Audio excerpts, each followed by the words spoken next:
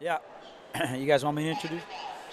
This is NewHampshireTrackField.com, powered by Runners Alley, coming to you from UNH. With your or to you? Like UNH at the last qualifying meet, the last meet of the regular season before we hit state championships next week. Yeah. This is Tim Cox. I'm here with Mike Smith and Jim McKenzie. They're all warmed up because they did this morning's session. And we're starting off with the girls 4x8. And we got Keene, Bedford South, Exeter, Londonderry, and Dover. A lot of teams kind of jockeying, trying to figure out which legs. These might not be the legs that they run next week. They could be experimenting. They could be trying to get a better seat time. They could be trying to make the meet. Yeah, I mean, Keene's obviously not running their strongest crew because Michaela Randall's not in there. I'm sure they're looking at using her individually on next Sunday if they can. So trying to figure out what parts make the most sense. Got South with the early lead. Followed by Londonderry, Exeter, Keene. So this week's structure, they had like a mixed bag yesterday at Exeter, some D1 and D2 schools there. And, man, there was some fast times there yesterday. Oh, my God. One of the races of the year in the 1,000 on the boys' side. Maybe one of the races of all time in the 1,000. Curran running a 2:30.79 to a 2:30.80 of Taylor of Winnacunnet. Both them leaning right at Those the are two top 5 times of all time. Wow. Yeah, that's awesome. That track at PEA is pretty fast. Seems that way anyway. We were talking about Phillips Exeter running a 7:56, 4x800. Yep. Nothing wrong with that. Yep. That would have been a great 4x8 to be in. Well, yeah, no, that's a great track over there. That's a great takeaway. What were you guys' takeaway from this morning? So the D2, D3 schools battled it out this morning for final sort of way seedings. Too many 4x1s. Yeah. Newmarket's got a real fast. Boy, do they ever. They do. They got their act together. That was pretty impressive. They went up against West and just smoked them. Yeah. It wasn't no even way, close. really. Yeah, the handoffs were perfect. Yep. Those guys can dip into the 116. I think so, yeah, absolutely. They didn't have anybody around them at all. So nearing the end of this leg, Londonderry is put the pressure on Exeter, South, and Keene. I was impressed with Brianna Malone this morning. Yeah, I mean, she slowed down in a bang up in the 1,000. Yeah, with Maya Doobie in there. Then came around and just hammered, and then did the same thing in what? The 4x400, yeah, she took it together. She's quite the talent. So the first handoffs are at 2:32, so 10:08, 10:15 pace. We'll see how that sort of matriculates as the race develops. But 160-meter track here at UNH. Great track, great facility. It's been doing great service for New Hampshire track and field community for so many years. I just love the conversions. I love this track. Yeah. I really do. I love all of the people and everything else. And yeah, you can get into a wide fishbowl. Yeah, I kind of like it. Yeah. But the conversions, if you know what is fast in here, it's like cross-country courses. Yeah. Right. You know what's fast in here, what's fast for this track. You can still feel really good when you walk up the track. What was Jim Belanger was saying, there's a 9-second conversion from 3Ks to here to a 3K at BU. And I believe him. He's got conversions for everything. Wow. So BU is fast. Like 3+ seconds for the 1,000 in here versus BU. He's got conversions for Dartmouth as well. So looking at these kinds of things is pretty interesting. So second legs right now. Londonderry still holds the lead over Exeter. Man, Coach LeVay and Coach Scazzatelli, those guys are trying to set it up next week for their showdown with Bishop Girton. It's interesting to see how those two sort of behemoths of Division I girls programs try to approach a day like today. I'm amazed how much of a numbers guy Nate is. Like, he's on. He's calculating everything all the time. Last week when he was here, he was, as soon as the race was over, he's like, wow, that was a really fast time. Yeah, he's definitely dialed in. He knows what he's doing. He's had good luck. I mean, with girls and boys winning last year in the springtime. So, hey, you never know. Exeter now has assumed the lead. That's not surprising. Again, I'm wondering what Coach LeVay is thinking with their 4x8. They have these great 300, 400 kids, meter kids, and that's so flexible. When you have a slew of kids that can run 300, 400, 600, that applies to 4x2, 4x4, 4x8. They just have a lot of flexibility with their lineups. I'd hate to be a D1 coach trying to figure out what they're going to do. CD meetings Tuesday night? Tuesday night. I think we're at 5, they're at 7, something like that. That's always a chess match. So we're coming up on relay exchange number 3. I see Callie Coffin on the third leg from South. That's great to see her on the track. So explain how that's set up. What do you mean? With the seating median, who gets to decide if you're going to have an athlete out, athlete in?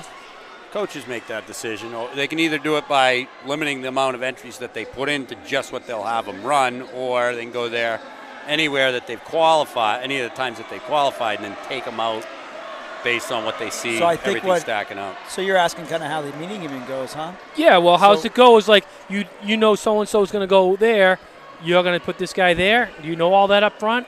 For the people you don't know there? that up front because that's the thing, and that's kind of where the coaches come in is we have all the battle notes that we continue to look at, but you know that top 12 make it for give or take each event, and then you try to somewhat predict within reason where your competition is going to go with their studs or studettes, and sometimes then you gotta sometimes make decisions on the fly based. Yeah. The great exoduses are usually from the 1,000 or the 600, in which sometimes you don't even have enough kids to fill the field by the time it's all done. Right. But I love the adjustments the league has made because they have plenty of kids now on each list of each event. Where he first started out and the league was growing so quick, sometimes we didn't, but then they made these great adjustments, so there's plenty. We're going to have full fields, and that's kind of what we've been going for outdoors as well. So the full fields are hugely important because they're state championships. So How about moving on to New England? Are we just still solid top 6? Top 6. Is there any backfilling? Nope, just top 6, Top period. 6. Between 2 meets, which is tough. I think it's tough on D2, actually, because remember, there's just D1 and D2 in indoor. So I think it's tough on D2 mostly because the teams are trying to win their team championship. So they could easily, like, say, the 4x8, for example, they could have kids in there just trying to score points, so they're not trying to rip times. Or D1, there's so much competition for team championships, and the talent level is so rich that a team that doesn't have a team shot, a team title, could load up their 4x8s, and there's more 4x8s, so the top 6 times in the 4x8 can just come off from D1. And what's the reasoning for not having an MOCs? We used to have an MOCs when we were running. What's the reason for not? I think it's just availability of tracks, things like that. So there's a lot of. I mean, they put so much great effort into this league. I mean, this league is very unique. Right. You know, you look at this league versus other states. Not all the other states have a great league like New Hampshire provides. And then you have the flexibility where you could go to the Greater Boston Track Club Invitational at Harvard. You could go to these meets outside to get other competition. We live in New Hampshire as a great place to live because you get the league meets, guaranteed 6 solid meets prior to the state championships. And then you could also go outside of that to Boston to get some better competition if you have kids that can benefit from that. So I just think it's the best of all worlds here. And going into the final leg, what are we looking at here? Londonderry's leading over South. So Coffin had a good leg there. Londonderry. She did. She gave up a little towards the end. Londonderry had a really strong leg, and I think they took the handoff in third and moved their way into first. Now we're going to have a battle here with Londonderry and South. And then Exeter, I'd never count out Exeter anymore. And South takes the lead right away.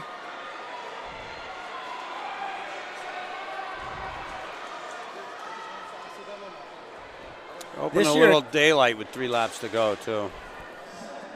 3 to go. 3 to go right now. So we'll see what this ends up at. You know, 10 minutes is kind of like the barometer of a girls 4x8. You run 10-0. Especially on this track. Again, this track is not a bad track just because it's a little slower than other tracks. I love the banks. The banks are perfect for a track like this. But you got to know what's fast here and what's not fast here. And if you run 10-0 here, that's pretty legit. It is. If you break 10 here, that's even more legit. Yeah, so Nashua South is stretching away a little bit. Exeter has moved into second, is actually gaining on the lead. So with 2 laps to go. It's a solid effort, though, by all 3 schools. Yep. I don't know. She doesn't have a lot of time left.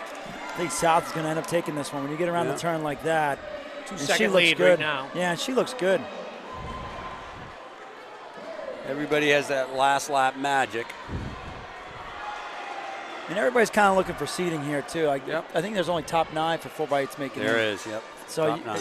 You could easily be going for that. Forrest McKenzie on the bell, proud of himself. 1 second lead right now. South's currently in 5th at 10:25. They're going to go faster than that. 9th Concord, 10:52, so that's kind of the magic number here. Exeter is going to safely be in. Yeah, South definitely is going to improve their seed time. Exeter making this a race, though. Yep. Exeter coming off the turn. Gonna get her. South and Exeter coming off the turn. Wow. Exeter taking Both it. schools going to be 10:20 and change. So Exeter 10:19.22. Nashua South 10:19.41. Londonderry 10:23.15 for 3rd place. That improves their seed time.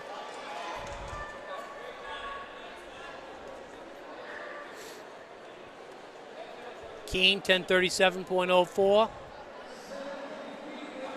I think Dover just stopped, but I do think that they had one more lap to go because they were definitely not in first place. So Londonderry and South both improved their seed times. They're both sort of safely into into next week's show, but that's a good momentum builder going in. This year it shakes out pretty good though, Jim, because state meet not being until February 9th. Right. And you get 29th is New England, so it's not bad. so then 9th, and then you got Valentine's invitation at BU for those kids. They do allow high school kids now as long as they're unattached. Dover 11:18.22. There you go. Bedford 11:22.60. So as long as they're unattached and they hit a certain time standard, they allow high school kids. And then the following weekend is USATF at Harvard, the USATF Open New England Championships, and then you have New England. So it's a little bit more doable now More for so those than it kids has that been, want to yeah. go. Correct. Well, I think you're going to see a fast one right now. I think by so, Keene. yeah. We see Keene's definitely got their A team out there. We got Concord, What's Concord looking like, Londonderry. Jim? Is this one of their top squads with Yeah. Kearns? Oh yeah. Concord's got a good team Seeing too. Kearns on there tells you something. You got Dover in there too. Dover, man, they've been putting together a season here. So Is I'm Sheedy not- on there? No, I'm not seeing that to be the case. No, Sheedy's just running. So What's Londonderry's squad look like? I don't see think Griffin so, or yeah. Young. Me neither. That's okay. Everybody plays this different. That's what's so Yep. fun about these meets, these qualifier meets. But I see Keene and we see Concord. This Should could be be good. a good one here. We'll Yeah. try to get you all splits, guys, at home. Keene would be the favorite here, but I would we'll think. see.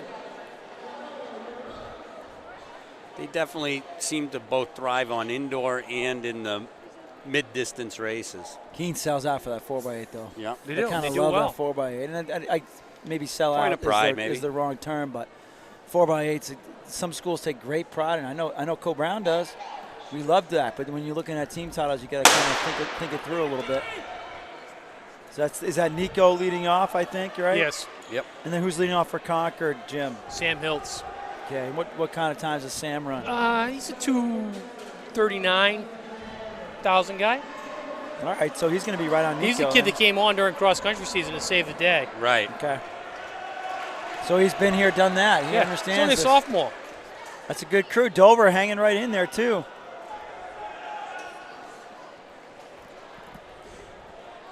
.200, they're 31, so 62 second pace. That's not screaming. Ramirez looking around, wondering where everybody is. Ramirez, though, is hot and cold. He can put up some times, and then Yep. he can put up some stinkers. He looks pretty good right But now. I'll tell you what, in a relay, I think he's pretty good to go. Yeah. Oh, I would depend upon him all day in a relay. I'd be happy to have him on our relays. Give you a 400 split here. This next split for Keene versus Concord will 60 point. will be the one that really makes the day. Yeah. 60 difference. point through the 400 for Ramirez. So 2 flat pace for an opening leg. Concord's not in the screen right now, Jimmy. Come on. Yeah, he'll come on, though. Let's make this a big race. He looks good, though. I don't know anything Hiltz about the looks second good. guy for Concord. Sartini from Keene. Keene is tough. Well, now here comes Hiltz. He's going to close it up a little bit on Ramirez in this. They got one more lap to go after this, or is this it? One more lap to go. Yep. Sartini doesn't look too hot right now. Slowing up. Ramirez. Ramirez. Hiltz is coming right on him, though. Who's Yep. that from Dover? That's one of their. I think that's one of their super softs that they have here. And shameless plug. If you guys haven't caught it yet, we've updated our Fab freshmen and our super sophomores with seasonal PRs and who the top 5 are on each event, and then also For the first time, we put together leaderboards that included just juniors for the junior class and just seniors for the senior class. So check that out at the NewHampshireTrackandField.com. So looking at the split here. 206. 207 and change. 207.75 for Ramirez, give or take. 209.24 for Concord. And Sartini's doing what he should do. He's ripping right away. Sartini's tough. Yep. He's ripping right away. And so much so that Dover and Concord are off the screen. And he has a straightaway lead now. Sartini's the unsung hero, and I'll tell you what, he's decent. Really smart racer. Yep. He's a smart team guy. Like he understood right away. They're going for a time here. When they got Velasquez and Kindop, they have Jake Velasquez third leg. Let's just say how strong this team is. Yep. I'll Jake tell you what, Velasquez third leg. Dover has Moyer, and he's tough. Jake Velasquez is third leg. Yeah. You got Kindop and I mean this is the best 4x8 team in the state. I mean, Pinkerton definitely could say something about that, though. I guess the 809 at Phillips Exeter. Let's just kind of see how close we come here. Again, UNH, and they're kind of running by themselves now, although they've already lapped the team.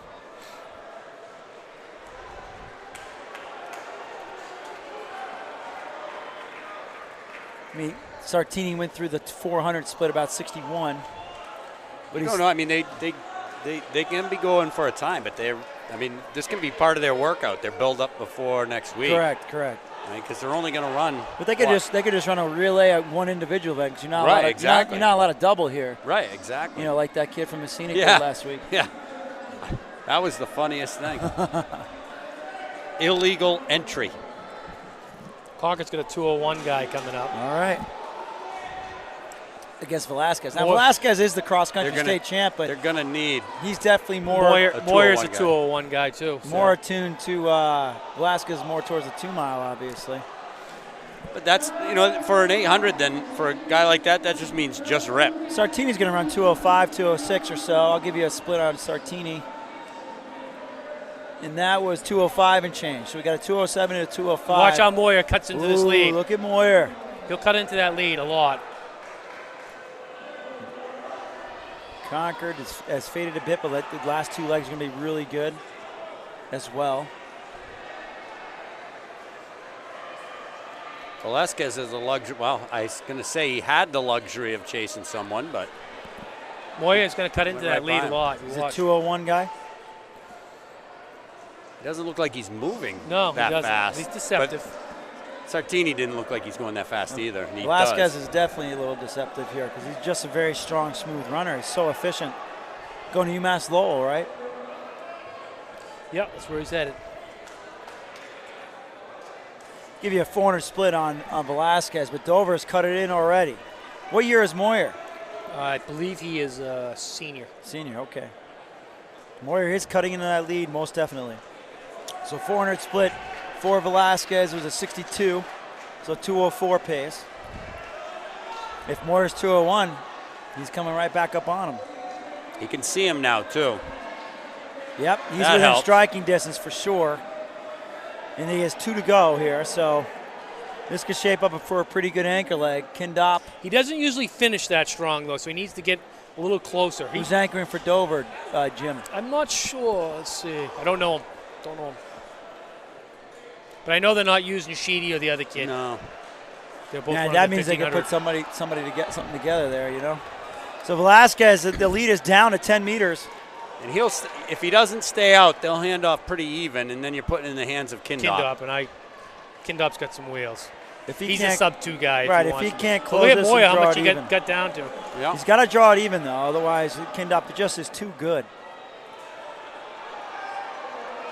Kindop, and he's going to junior get now. Hand Kindop? off in a clear. No. That was a 204. Kindop a sophomore or junior now? Sophomore. Man. Just think about how good he's going to be in a year or two.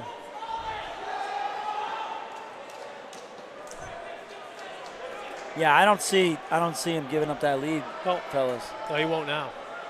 He looks tremendous. He and his brother really do love the indoor track. I'm not sure exactly what it is. Kearns has got some wheels. Yeah, Kearns is top junior miler. Yeah, and I think he might be your champion next week. Things play the right way. That's saying a lot when you got Curran. Don't care. And all those guys in there. They're going to have to double, triple. If they So think about you their got a team hot first. take? Curran's going to be fresh for the 1,500? If I was his coach, that's what I would be doing. What about 4x8 too? If they threw everybody in there, As you can see right now, and Curran's looks good. how many points are you going to get with that? Curran's looks good. So does Kindop. My Kindop goodness. looks unbelievable. Kindop just screams to me miler. Yeah. My goodness. And he's opened that gap back up on Dover. I mean, it's as big as it was before. You know, Kindop might run that fresh too, because what those guys just put up in the 1,000, but I don't know. I know guarantee you Keene is loading up their 4x8. Yep, they will. So he'll have to run that. Although I take that back, Velasquez is going to probably try to win But if the you 3K. learn one thing from Jacob Winslow, his junior year, if you have a hair trigger, you don't have another race. Yeah. So you better put in for the 1,000 in. True. It just happened yesterday at New England's in the 1,000. Number 1 seed, DQ. Because he false started? I don't know if it was a false start or I think it was a false start. Doesn't happen. So Keene's coming in here, and they're going to run 8:19. Yep, 8:19. That was a 2-0. That was a 2 flat. 2 flat. So Pinkerton will have the fastest seat time going in. So I take that How back. about Kearns right here putting up a 2:01. 2:01. That's great. Just get 2:01, going. not too bad. It's good. So Keene took that 8:19.17. Dover 8:26.07. Concord 8:34.83.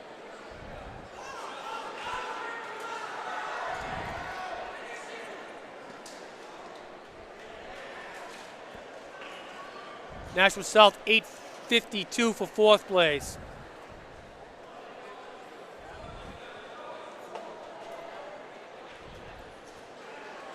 I'm excited.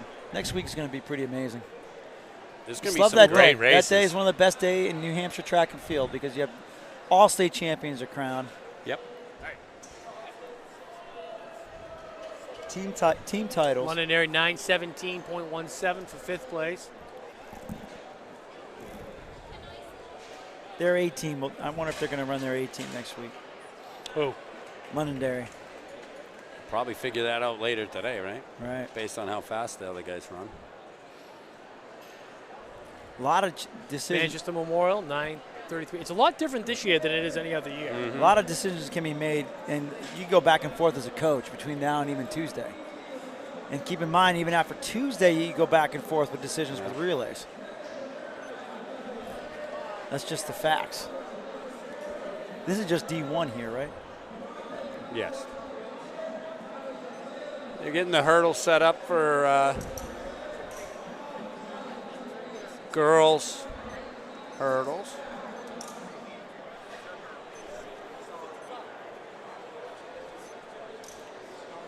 So again, these are the open qualifier meets.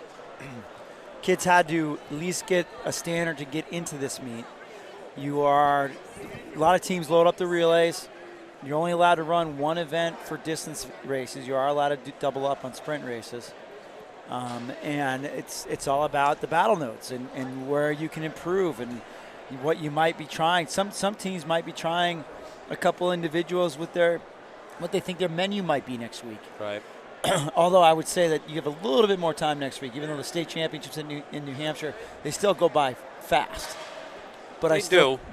You still have a little bit more time next week as opposed to this week. If you're running the 4x8, you definitely have more time next week than you do this week. Yeah, 4x8 to the 1,000, Yep, definitely. absolutely. Because you have the trials and the 3Ks and then, Yep, then the finals. Lots of times there's a bit of a gap. Yep. As they're waiting for the field events to finish up.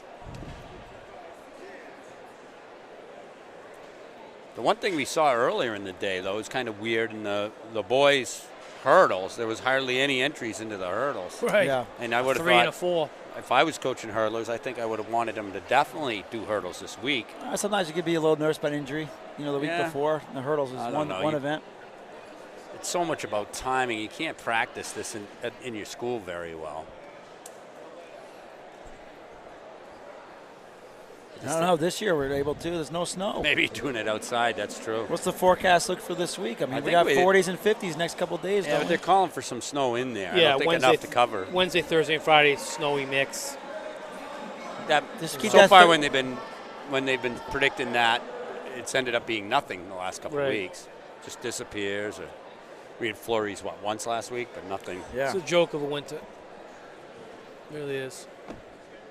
You can do most of your. How's your track, Tim? Is it all cleared off? 100%. 100%. Isn't that crazy? Including the field events. So like we even have the long jump pit. We've never had that. Yeah. In 20 years of coaching there, we never had really access to the track. There was one year that was similar to this, but even the last week of state meet, the snow came and we didn't have the track. So have you been doing workouts up there? Last week, I mean, the week before, the track was still covered Thursday when we wanted to do something, so we went to the Dome. So we got Bedard, O'Malley, McGadden, Connors, LeBron, and Kern. McGadden busted out of time last year. McGadden last week, I should say, and she launched herself to number one in the. So McGadden of Bedford 8.87, Connors of Manchester 9.86, O'Malley of full second. Gert 9.86, LeBron of Exeter 10.32, Bedard of Merrimack 10.81, Kerman of Salem 11.22. And McGadden was the best. She was the top seed going in at 8.68. She's a full second faster than everybody in that heat. 9.99. Pretty good. That's pretty good. I'm looking forward to see what she can do at Dartmouth with spikes on. Dartmouth with spikes on, that's going to be pretty legit. I wonder how much that changes, your timing and everything. I think a lot of it's confidence, too, coming out of the blocks, digging in. Section 2, we got Odell of Bedford, Lane of Salem, McAleer of Exeter, Sherman of Exeter, Lopez of South, and Sponenberg of Concord. Sponenberg. And McAleer has the fastest time in the state, the state right now, of that group anyway. That group, She's third ranked in Division I.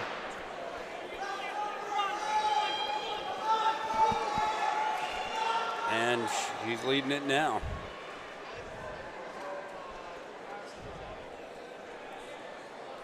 So McAleer of Exeter, 9.31. Sherman of Exeter, 9.56.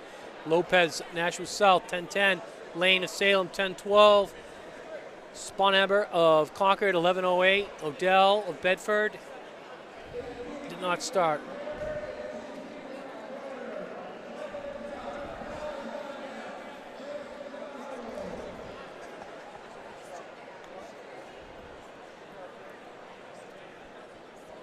Section 3, we got Bussell of Exeter, Ruth of Timberlane, Rochko of Salem, Lavelle of Exeter, and Kraft of Dover. Rocco. Top seed, and Lavelle. This could be pretty good.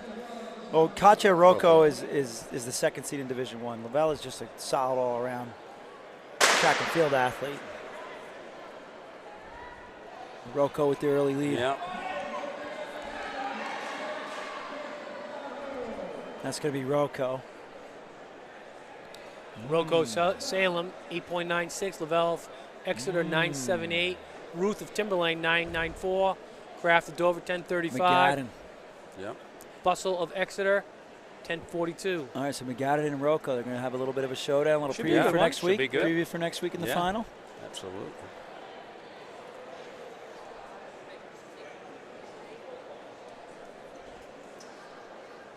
Guessing either there's another section or we're setting up for the finals. Yeah, so they kind of give them just a little bit of a break and they bring them right back.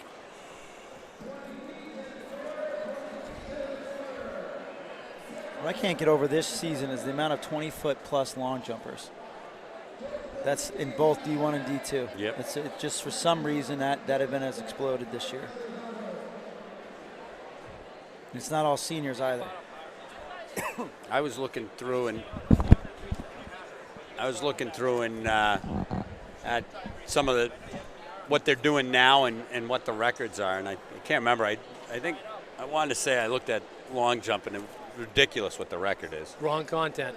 Yeah. Year before me, 24. Yeah. 24, yeah, exactly. Yeah. It happened in here. Could be just warm weather, you know. They have the warm weather, they could work out better. Yeah.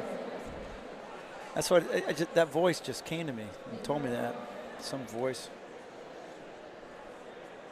Their contents record might not have ever been broken. Right. That is a really good one. We do have our final heat here is going to be Lavelle of Exeter, McAleer of Exeter, McGadden of Bedford, Rocco of Salem, Sherman of Exeter. Here we go. It's the Connors final of right here, Manchester boys. Here we go. Memorial. Ah, I feel like it's a state championship already. Let's go. Let's go. There's Amy Sanborn, league director, with her dad, Larry Martin. Started this whole league 40-plus years ago. It's crazy to think This of would that. not be the way we see it today if it wasn't for him. No. No, not at all. He's a champion of New Hampshire scholastic track and field and cross country. Whenever I hear somebody say something like thinking that we should do stuff different than the way that we do it. Larry's already considered it and went off to a better solution. Yeah.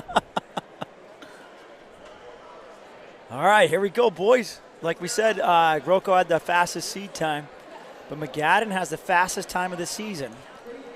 3 Exeter kids in this one. See, this is where he scores his points. Exactly. Those Exeter kids, they work their tails off too. It's not just the coaches, it's them buying in. You have to buy in, period. If you don't buy in, you're not working. Here we go. Fair start. McGadden has the early lead. McGadden's going to win. Good lead, too. Wow. She had a little more rest. I mean, let's keep this in mind. They're going to have plenty of rest next week. McGadden of Bedford, 880. Rocco of Salem, 903. McAleer, 918. Lavelle of Exeter, 974. Sherman of Exeter, 997. Connors of Memorial, 1003. So Rocco, again, let's make sure we say it. She basically turned around after her prelim, jogged down to the start, and was in her final. McGadden still did the same thing, but she had a few minutes more rest. Yep. I don't know how tired you get after Again, 55, 55 meters. maybe. Come on now, guys. All right, they're making the adjustment. It's for a the, race, boys. I don't know. Scott Clark's the one who said that one to us. What do you say? He said, really, 55 meters. No, it's a race, guys. I mean, come on. We know. Making the adjustment in the hurdles, moving them back, getting ready for the guys. And I'll tell you what, that's something you got to think about. Now versus the old days. The old days, you could triple, quadruple because there was so much time in between. Now it's so efficient. Yep. You can't do that. Unless I like you're an it now. absolute stud. I still like how we have it right now. Oh, yeah. That's what I love. I love like efficiency. Efficiency. I mean, what kills our sport is dead track time. Yeah. When you used to wait. I'm sure Joey Curran could go right up, win the 3,000, the 1,000, and the 1,500, and run the relay. Now? Yeah, he still could do it. I don't know, man. that's a I tall still think. order. I think he could score He 24. is running I know very well. I know he could score at least 24. Yeah. He's running very well. All right, and the boys. He's the best distance runner, total right distance now, runner in range that's for sure. in the state of New Hampshire right now. We got Haddad, Poulin, McDonald, Holland, Sanchez, and Foster. That's McDonald of Bedford. Bedford, Exeter, they just have this hurdling crew right now that are just cruising. So McDonald of Bedford, 807. Holland of Keene, 846. Poulin of Exeter, 878. Foster Memorial, 879. Sanchez of Nashua South, 886. Haddad of Merrimack, 970.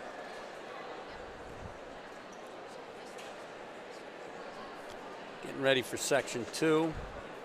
Resetting the hurdles.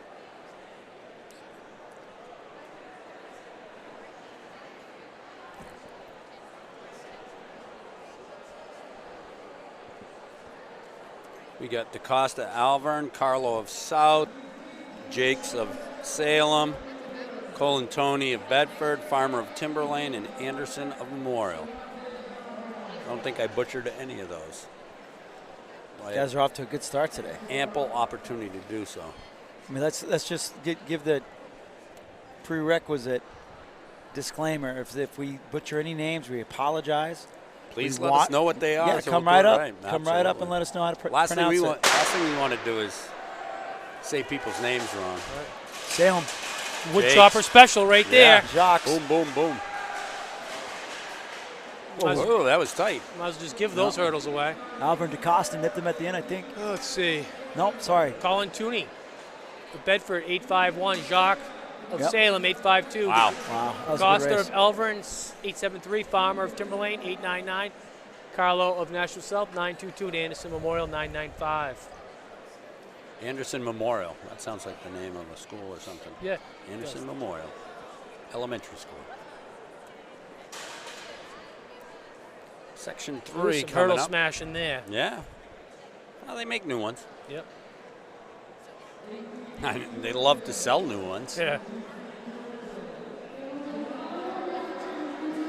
All right, Section 3, we got Coroncino of Salem, Pacheco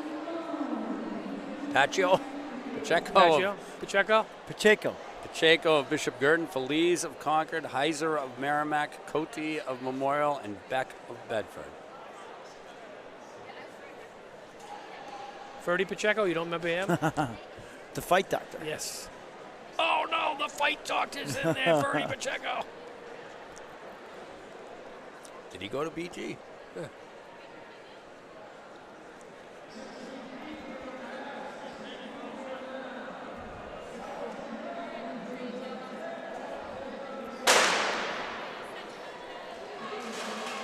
Feliz. Feliz, yeah. Oh, he's coming Feliz around. and Pacheco.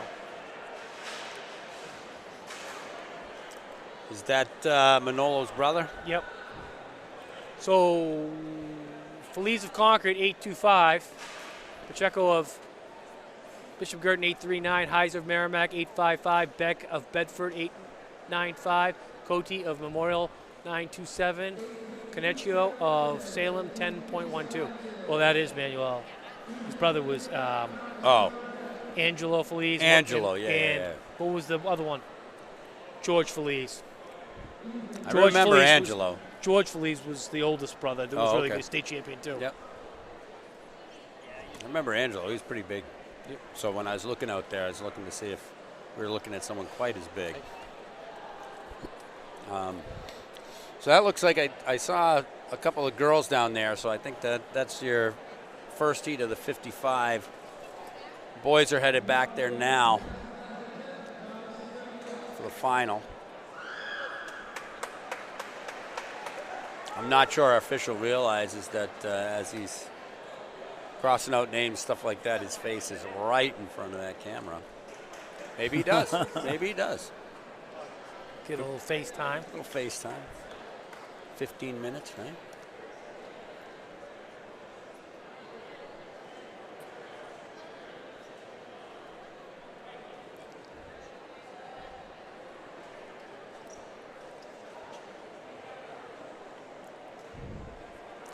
All right, he's bringing the names down. They'll seat them there.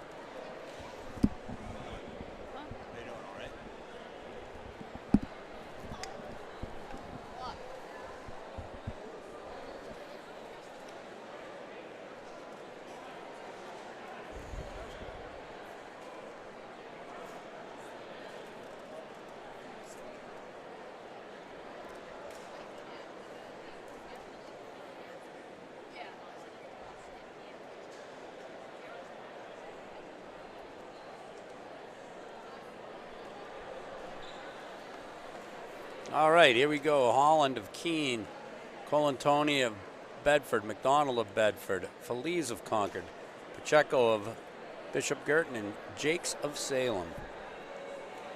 That'll be your final.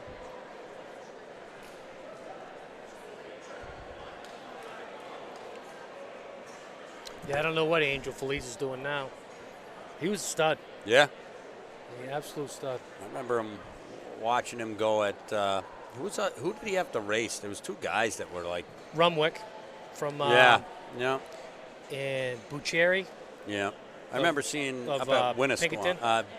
Winnicunnet. Yeah, there was a long jumper there. Yeah. They had two guys there that were studs. One was a long jumper. And his teammate was good, too. I just say one of the most amazing things I think I saw was the 4x4 with was a kid from Pinkerton, Woodman. Yeah. Take it in like fifth and He's a stud. run away with it. I think he might have won the New England Championships yesterday. Yeah. He was right up there. He's run 47 something now. Wow. I mean, he's pretty quick. Yeah. I don't know what And he didn't, the thing is, lots of times you take it that far down, you see the kid freak out and go too hard right off the bat. No worries, just ran him down right in the end. All right, here we go, boys. They're in the blocks.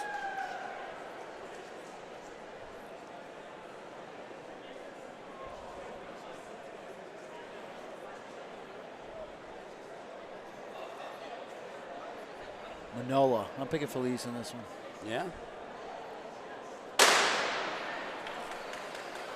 First start, Felice and Bedford. Yeah. Felice and McDonald. Felice Wow, and that's McDonald. tight. Yeah. I think Felice? that might be McDonald. We'll see. Could be tight. That was a good race, though. That was. Felice. Felice. Conquered 807 to 809. Great race. Holland. Just to go on the record that I called that. Checo. I called that one. Bishop Girton 833. Jacques of Salem 846. Colin Tooney of Bedford 865. Mike was calling the kid from Conval. Yeah. It's not even the, You finished what, dead last or something like that? No, he's not in the meet. No, Mike. it's earlier from Earlier. today. Oh. Felice was the top seed going in from Battle Notes. That's why I stole right. that. Got to have knowledge. Who are you there, picking to win the Smith. Super Bowl today, Studley? Yeah. Patriots. Patriots, all right. Patriots. Football season was over as Patriots, soon if as they they're got not knocked smart, out. they're going to lose Brady. So you switched over from the Jets, then? No, sir. Ever since I've moved All right. to New England Girls Patriots, 55 baby. coming up. What? Girls 55. That's right. Girls 55 final. We got Sherman of Exeter, Jones of Bishop Girton, Naftali of Bedford, Kunz of Exeter, Houghton of Central, and Betty of Nashua South. I'm not sure that you're supposed to use your first name, but I guess if that's what Betty wants, that's what Betty gets. Yeah, Woodman was 8th yesterday, but he was going into the finals in second place. Wow. Wow. Did you guys see Susie Poor from Wyndham won the 5,000, the Open 5,000? I did not.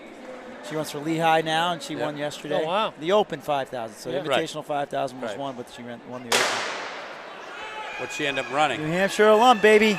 I think 1730 something, I believe. Looks like Naftali. Naftali. Naftali. Naftali of Bedford 759. Coons of Exeter 769. Houghton of Central 771. Jones of Bishop Girton 782. Sherman of Exeter 785. Betty of Nashua South 791. I would have gone with Houghton. So yesterday at New England, Zach Astle won the shot in the weight throw. Nice. Kearsarge. Yep. Nico won the 3,000. Yep. Pinkerton. Pinkerton. Cameron Dickinson of Londonderry won the 5,000. He's at Northeastern, right? Yep, Northeastern. So it's pretty good New Hampshire guys. Let's go 603. Yep. All right, section 2. Strong We tradition. got Caroma of Merrimack, Fraser of Exeter, Massambuco of Central, Neal of Exeter, Braswell of South, and Meekol of Bedford. I got that right. Best state per capita. Pound for pound. That's how I feel. Come on now. There we go. Massambuco. Massambuco from Central. Stud. Man, that looked good. Legit. Massambuco of Central 765. Fraser of Exeter 779. Fraser of Exeter. Braswell of South 797. Caroma of Merrimack She's 797. Neal of Exeter 799. Michael of Bedford 813. That puts Fraser up top 8, top 7 of Division 1. She was 10th coming in. She's versatile as all heck. LeVay calls her the franchise, and I can see why. Oh, there you go. She could be on any relay. Yeah. Section 3, we got Massambuco. Cruz of South, O'Brien of Merrimack, Lavelle of Exeter, Waite of Concord, Flynn of Bedford, and Moore of BG. Massambuco was is second seed right now in the 55 in Division 1. Yeah, she's strong, though. I haven't seen Abby Coy from North. She's a top seed for Division 1 in Battle Notes. It'd be great to see that today. That happened up at Dartmouth, so if she would have been in spikes, I would That's believe. the thing, like Massambuco ran 7.62 last week with no spikes. Looks like Lavelle. What do we got there, Jim? So Lavelle 769. Matches her Exeter. PR. O'Brien, Merrimack, 781. Waite of Concord, 782. Flynn of Bedford, 789. Moore of Bishop Girton, 792. Cruz did not start. Looks like we got another heat of girls lining up too. So section 4. Would be great to see Coy in there. Is Coy? No. Linton of BG, Sellingham of Alvern, Ogbanamiri of That's Merrimack, pretty good. Waters of Londonderry. I'm sure I butchered it last week. That's all right. We got it. That was a valiant effort, Mike. Ogbanamiri. Yeah. I'm not sure why, but it makes me think of kimchi. I don't eat kimchi, but. That looks like a tight one. Alvern, maybe. Sellingham, Elvern, 799. Linton of Bishop Girton, 805. Ogbanari of Merrimack, 811. Waters of Londonderry, 843. Section 2, we got Hudson of Central, Bussell of Exeter, McFarland of Exeter, Daleans, Londonderry, and Sound it out. The K is actually supposed to be the other way Right. around with it, but Naunku? Amy. Kanaunku? Naunku? How do you pronounce the Londonderry girl? Kanuku. Kanuku. Yeah. Delanes. So we have a Londonderry coach here. It does not. Kunku. Call him by the first name, right? I won't Amy? sell you out. I was going to say, either that or you call them by their first name. Deleans. Deleans. Let's go with that. We're Yes. trying the best we can. That's not even the hard one. Oh, that's tight. The last That's one's the really hard tight. Farland Holy and Bustle again from Exeter. One. Wow, You this see is that? a good one. This is a good one right Yeah, here. this is unbelievable. Hudson of Central, 803. Bustle of Exeter, 804. McFarland of Exeter, 809. Delias of Londonderry, 809. 8 Canugo hundredths of a Dover, se- 811. That's Pretty good. Yeah, 800ths of a second For all separating 5. them. Yep. That's crazy. All right, they got the boys lining up there.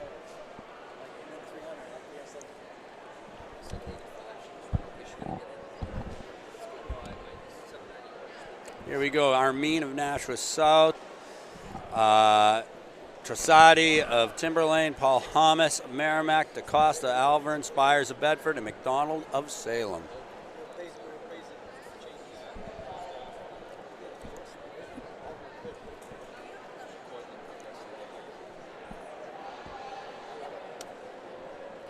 They called them their marks.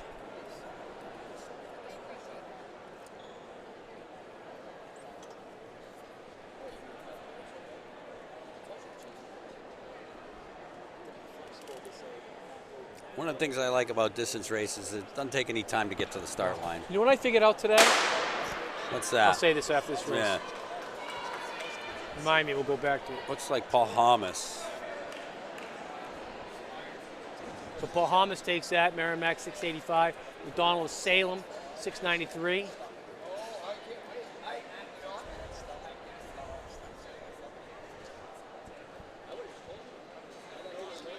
Those. Oh, DaCosta of Elvern, 706.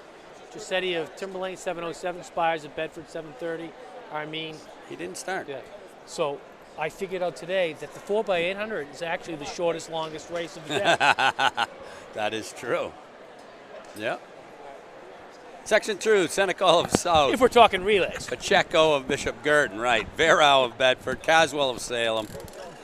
Matt Reel of Alvern and Torres of Timberlane. Yeah, you're absolutely right there.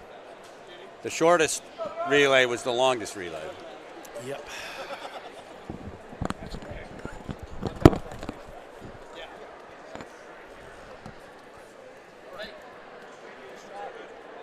All right, they got them in their blocks. Senecal. Should be Senecal. So Senecal, Pacheco, Vero, Castle, Matrill, It looks like Verau. So Zach Vero of Bedford, 6'7", Pacheco of Bishop Girton, 6'89", Caswell of Salem, 6'94", Senecal of South, 7'07", Petrillo of Elvern, 7'08", Torres of Timberlane, 7'22". Pacheco's versatile. High jumper. Was he was in the hurdles. He was in the hurdles, yeah. Paul Volta. Paul Volta, yeah. Yeah. He's a good athlete. He's a good athlete. He might be the decathlon stud, right? Could be, yeah. State decathlon. Was that the third weekend of June this year? Got section 3 coming up. We got to stop thinking about outdoors. With this great weather, all of a sudden you start thinking about outdoors. I was running on the UNH track, just couldn't help but think about state championships and meet of champions there. But we got a lot of indoor track left. It's super exciting. And a lot of outdoor track before that, too. Well, we are one of the earliest state championships in the country. However, there's reasons behind that. So we take I love it. Section 3. I love where our state championship is. Pagliarulo. I used to coach his McLeod. brother. Used to be third baseman for New York Yankees. Marchand of South, Mulvey of Salem, Heiser of Merrimack, and Corletto of Alvern. So his brother's a starting wrestler for U.S. Coast Guard Academy as a freshman. Wow. This kid's one of the best pole vaulters. You talking wrestling? Yeah. Oh, jeez. Wow. Marchand out. Yes. I think he right now, if we were doing a Mr. New Hampshire track and field for indoor track, he might be the lead vote getter right now. Marchand, Nashua South, 6'64". Mulvey of Salem, 6'96". McLeod of Londonderry, 7'01". Pagliarulo, Bedford, 7'20". Carletto of Elvern, 7'30". Heiser of Merrimack, 7.58. He's as advertised. His best time is 6'62". Yeah, he's good. He's trying 6'64". All right, section 1 of the unseeded. Foster of Memorial. Seleni's pretty good, too. Memorial, Dorset of Salem, and Casey of Exeter. Curran after he wins his triple. Yeah. Put him back in. You're right. Seleni's right now 6th in the 55. I'd like to see what he can do if he ran in the state championships. But he's one of the top hurdlers. He's a stud. He actually got beat in the preliminaries yesterday. Yeah. And then he came back and beat the kid from Phillips Exeter. That's great. That must have been a fun race to watch. Put it this way, Sutton was 4th. Wow. Shows you how deep that was. Yeah, no kidding. Because you had the kid from Nashua North there too, who was good. Yeah. 55-foot thrower from Phillips Exeter. Phillips Exeter, yeah. He's been kissing 60 a little bit here. He's only a junior.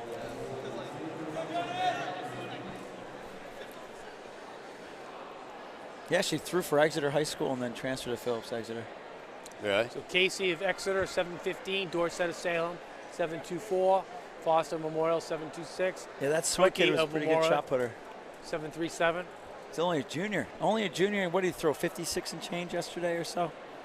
Might have been even more. All right, we got another section. Section 2.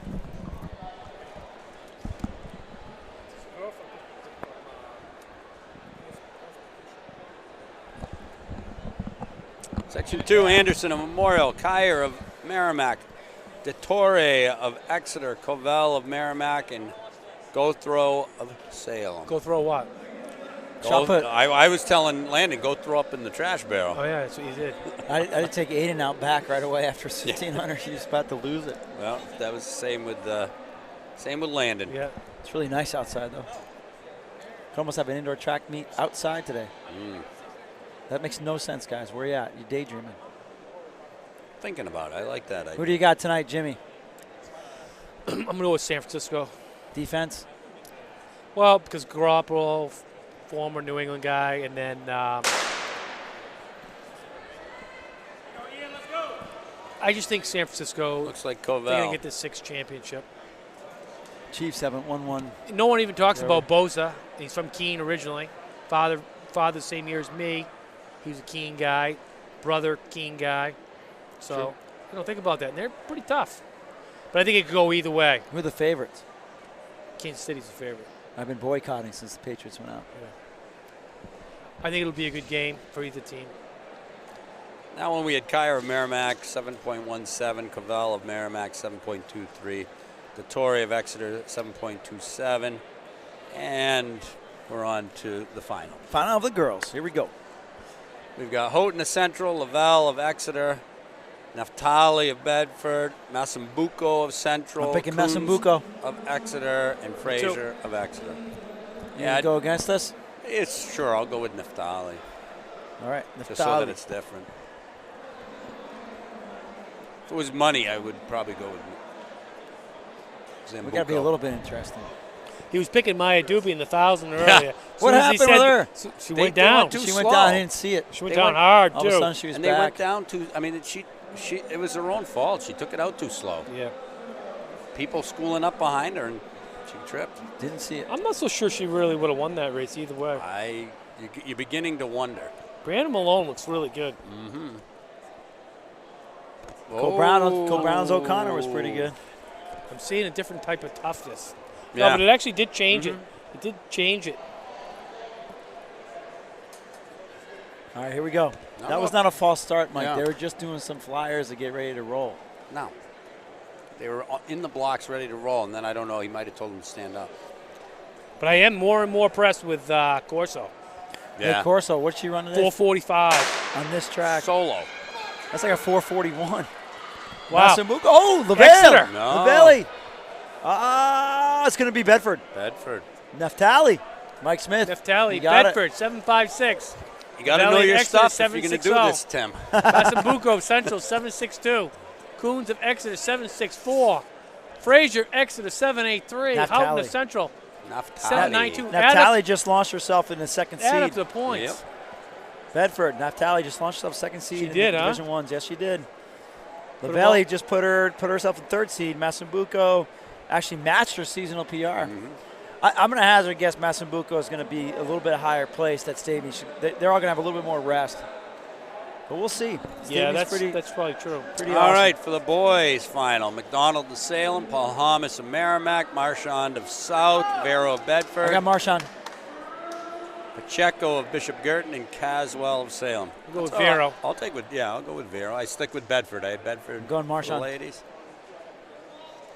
Marchand Lynch. simply has more muscles. Oh. Boy can fly. He does everything. I didn't know that Long meant jump. the same thing. Muscles and In this flying. situation, it does. Okay, Watch. we'll find out. Someone's going to win. That I know. Oh! I don't know. Who's that? Who's that kid? Who's that guy? I'm going with Mike. Oh! So I think we're going to go with Mike I know every my time sprinting. now. I know my sprinting. What do we got Vero here? of Bedford, 6.61. Martian of Nashville South, Hey, boys. 6.64. Paul That's Hamas, tight. Merrimack, Vero. 6.85. Caswell of Salem, 6.91. Pacheco of Bishop Girton, 6.94. McDonald of Salem, 7.01. Vero just matched Fleming from Pinkerton, number 1 in D1. Yeah. That was a race. Great job by Vero. I got DraftKings calling in now. No, we're not betting on this stuff. I was not We're just saying it. I didn't celebrate that change because I just don't bet. I'm not good at it. And Did I'm you know? glad. Hey, so you know one of the founders of DraftKings is a Merrimack, former state champion for Merrimack. Oh, wow. Did you know that? No, I In did what? not. State champion in what? He was the mile state champion. Oh, really? Yes. So John Snell must have coached him. All right, we got Michaela Randolph Keene in this 1,000 versus Caroline Toll from BG. This is going to be a good That's race. going to be awesome. Surprised Tim never knew that. Matt Kalish is his name. He was second a bunch of times. When was that? Yeah. Let's see, what year would it have been? 1938. 1999, maybe? I thinking. Somewhere in that range. Yeah, this should be a pretty good 1,000. So he's one of the founders of DraftKings. I think I had heard something about being a New Hampshire guy, but I didn't know that he. No, he ran for Merrimack. He ran a 4:25 mile and won. He won one of the seasons, but he was He was always second place. It seemed like in cross country and track. They got him on the line. There they go. Did you read them all off who it is? Yeah, no, we You didn't. did? No, we didn't. Let's go. So you got Randall of Keene, Toll of Bishop Girton, Finn. Guys, we got Bishop Pepin Girton, from Central in West this, too. of Keene, Pepin of Central, Shepard of Keene, White, Bishop Girton, and Got Smith both of Dover. Pepins from Central in this one. Oh, this is loaded. They're going to get up and race. Let's go. Let's go. Let's Nope. go. This is how the 1,000 went No, out. I'm wrong. They don't have both Pepins. I'm wrong about that. Come on, guys. This is how the 1,000 went in D2s this morning. We'll give you a 200-meter split. This is really slow right now. No one wants to get after it. Let's go. Really? They're going out in behind 40. Randall. They're going out in 80 Why seconds. are they doing this? This is tactical. Well, Randall is Why though? This Why? is Why would you tactical. come to I don't know. Randall's the qualifying highest standards meeting? seed. Yeah, he had to run fast, but why? Yeah, you're not doing yourselves any favors right now. Go. because I think they don't want to give away secrets right now or something. I'll just get out there and race. Let's go. You want to know a secret? Run fast. Right. And Randall's not even taking the lead. She's letting her teammate take the lead. What are they doing? Is that fluid? This is weird. Randall's I'm the second surprised seed. somebody else hasn't gone to the front. I mean, Caroline Toll's back in 7th. Just watch Pepin on the inside. She's just hanging on that rail. I think Toll's you know, just gonna- maybe Randall's working on her closing speed. It could be something. Here comes Toll. Yeah. Toll and Trudell last week. That 3K must have been something. 10:05 at 10:06. Those are legit times. Really good time. Legit times. Now Keen's starting to push the pace right now. Yep. Trying to hold everybody else back and let her get away, maybe? Maybe. But why? At least not for any points today.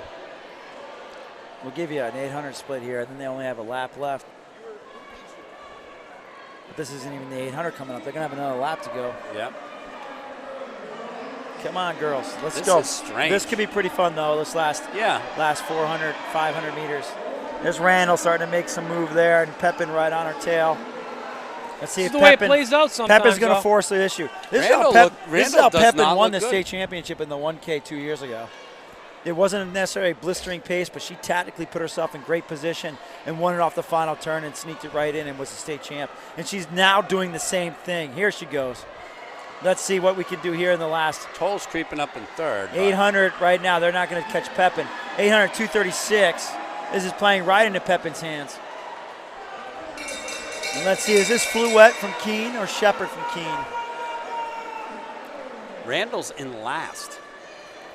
I don't understand it. Let's I see don't what understand. Pepin does here. Not last. Hopefully Randall's is healthy. Yes. So let's see if Pepin can close it in. No, that looks like Fluette from Keene is going to win this one. Pepin made a good, valiant effort towards the end there. This is going to be 312 or so. Yep, 312 and change. Pepin second. I don't think there's any way you could have called this at all. No, this is crazy. So Fouette of Keene, 3:11.97. Pepin of Central, 3:13.22. McFarland of Exeter, 3:15.66. Toll of Bishop Girton, 3:15.92. Shepherd of Keene, 3:17.44. Smith of Dover, 3:17. I will say this: you never know you don't. how teams work because you know this past week could have been a really tough, hard week training-wise. You don't know. There's look like a lot of tired girls out there. It could be a sickness running through a team. It could be injury. It could be they could be doing a workout like you guys said earlier today. You just never know. Boys 1,000, we got Plant of Londonderry, Duffy of Timberlane, Downey of Alvern, Fortin of Londonderry, Hodder of Londonderry, Ibrahim of Central, and Vogel of Londonderry. Now these boys are taking it out. Yeah. Yep, they're getting right after it. Yep. Are there 2 heats of this or 1 heat of this? I would imagine there would be 2. That doesn't seem like the fast heat list of names. There's definitely 2 because Kearns is running 1,000. Yeah. Tell you what, the Londonderry program is coming around. Are they coming around? They've always been good. Don't get me wrong. I just think that they could go to the next level in the next 12 months. Yep. And gosh, they ruled distance in New Hampshire for a lot of years. Mm-hmm.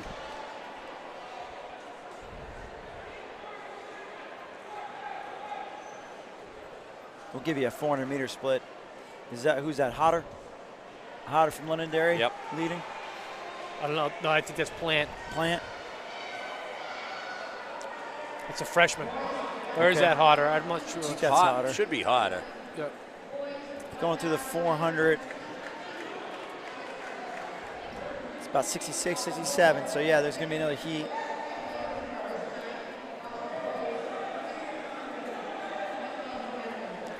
Yeah, you can see the guys schooling down there at the start.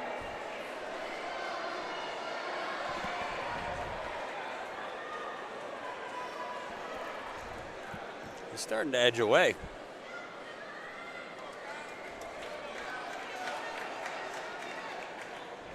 The Ibrahim kid of Central looks like he could be fast.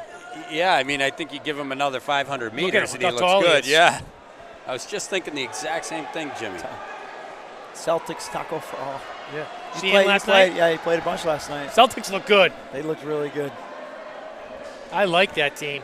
I think he'd come around. But I like Cantor, though. And yes.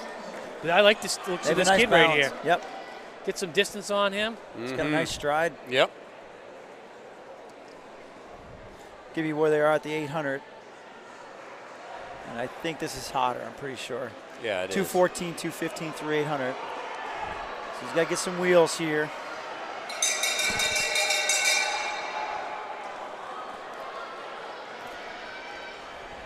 You want 245 and change if he rips. You said Plant's a freshman. Yeah. He looks pretty good right there. Can't expect more than that out of your freshman. Looks like Hodder's going to stay out because I don't think anybody's got enough left to run him down.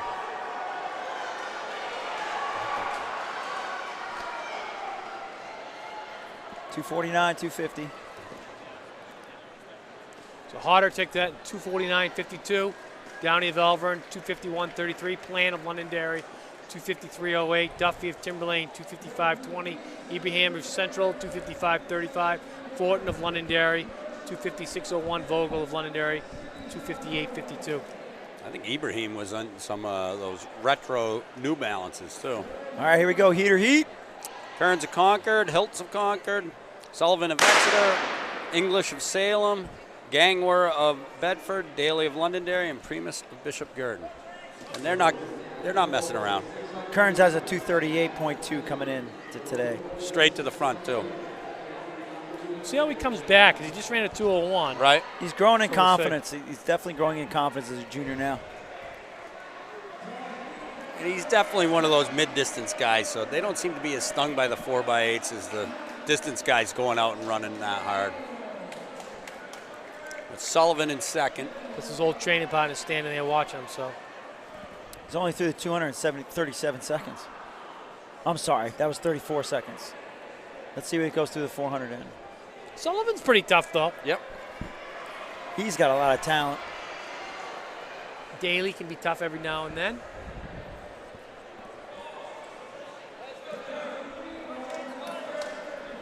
Watch Hiltz, though, come up on him.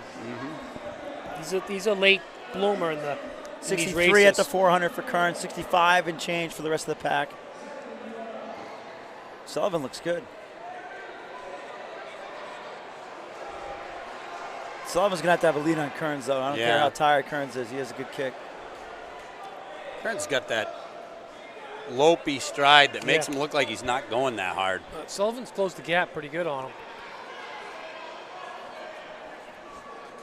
Kearns is kind of big to get around in the indoor track, too. But he doesn't look It like definitely should be said, though, Kearns is going to have a lot more time at divisions if he does the 4x8 1K double.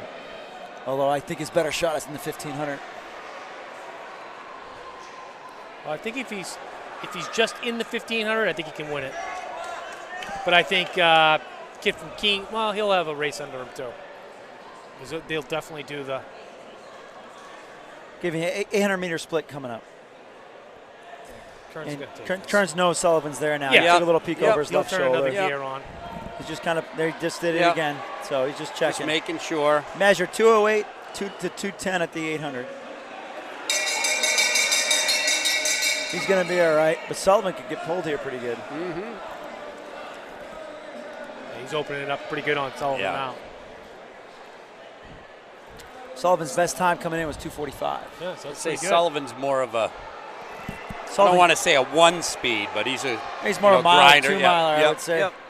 But let's see. I think Sullivan's going to PR here if he can get in. 240. That's Kearns just striding out. There you go. 42. PR for Sullivan. Good work. So Kearns 240.62, Jimmy. Yep. Sullivan, Exeter 242.70. Daly of Londonderry 244.05. English of Salem 247.05. Hiltz of Concord, 247.93. Primus of Bishop Girton, 250.13. Gangware of Bedford, 252.27. All right, we should have the girls 600 coming up. If I were Concord, I'd figured about the 4x800. We got Brina Dover. You think about it? Forget about it. Sumanovic, Yeah. Bedford. Because I don't think either one of them are good doublers. McDonough I think Kearns have a lot Londonderry, more there. Gorman. And if Kearns goes 4x8.15, that's plenty of time. I wouldn't do Plenty it. of time. For what, though? Because Hiltz could place in the 1,000, fresh. Yeah. Gorman of Merrimack, Borovica of Londonderry, Messina of Concord, Rowell of Exeter. That's your first heat of the 600.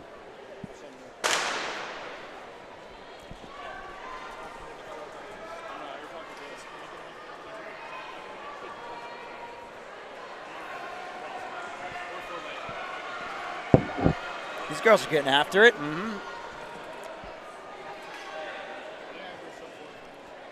McDonough of Londonderry leading.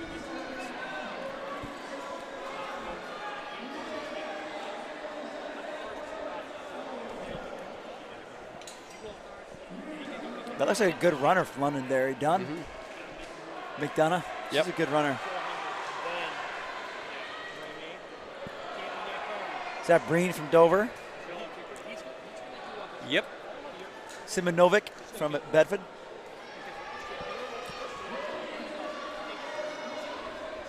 Two to go.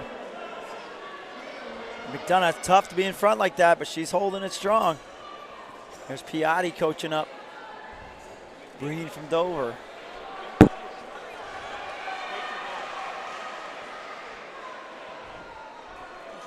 One to go, and you still got McDonough of Londonderry in the front. This is a race, boys. This is a race, boys. Simonovic looks to be making a move. She's going to have to. Oh, get in the track. Oh, Bedford, get in the track.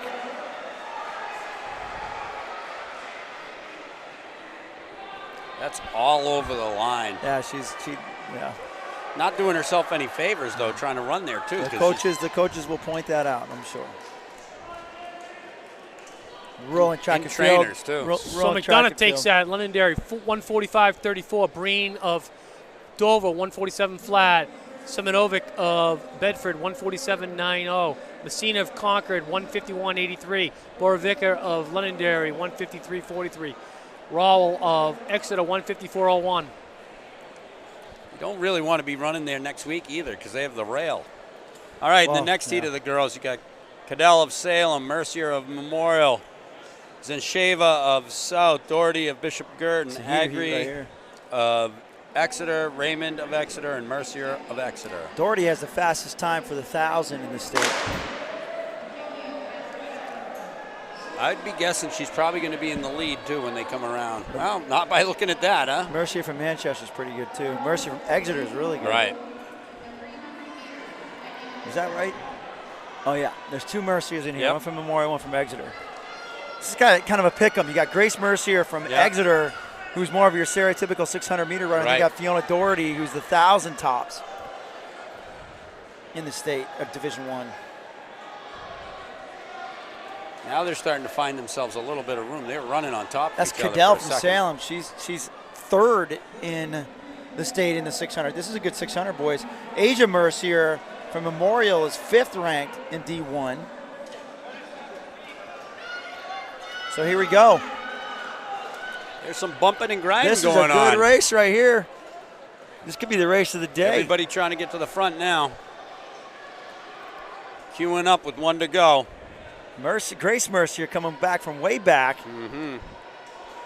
She's setting it up nicely, though. It looks that on way. the outside, tucking it on the turn.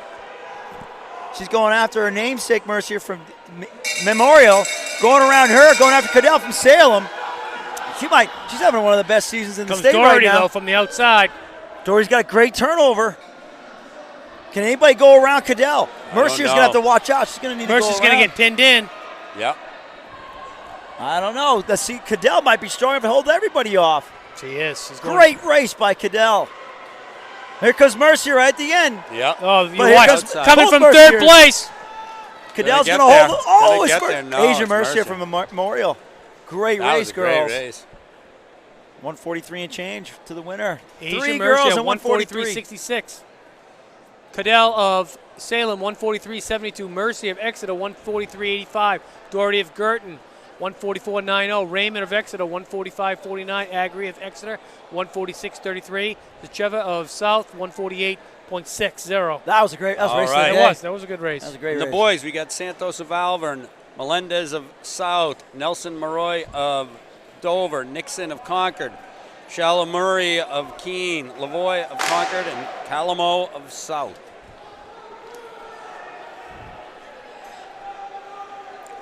It's been a great season. State championships next week. We'll be having previews on NewHampshireTrackandField.com. Probably starting Wednesday, Thursday, because we'll have the seating meeting Right. Tuesday night, and then our Gotta have a little time to write it. Our contributors are going to have some time to write it, make sure they're being as thorough as Not possible. to mention they got to still coach. And teach. And And then, teach. but we'll have Fab Frosh again, Super Softs again, baseball this weekend, leaderboards. We'll have one post for leaderboards, the tops in the state, and then we'll break it down junior, senior. Nelson Maroy leading this one. Looks good, too. It'll be a great week. And don't go away, shy away from NewHampshireTrackandField.com after state championships either. We'll cover New Hampshire going to BU for those kids that are going to Valentine's. We'll cover New Hampshire going to Harvard for USATF the following weekend, and obviously we will cover them going to New England. This move by Santos up to second place. Yeah. Tell you what, there's another Dover green shirt in the lead. Nick Piatti doing a great job with that team this year. Every year, but even though more so this year. Looking at the heater here, I see Matt Griffin about to toe the line from Londonderry. Santos just made a great move to move into the lead.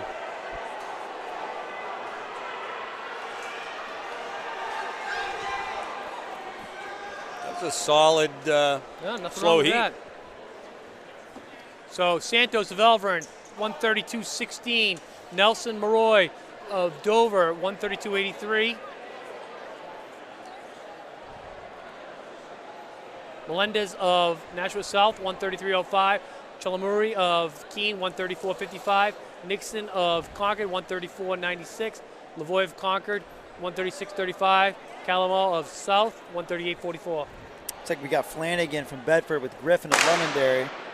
Flanagan of Bedford, Griffin of Londonderry, Balletto of Alvern, Sanat of Bedford, Holodowski of South, and O'Sullivan of Concord.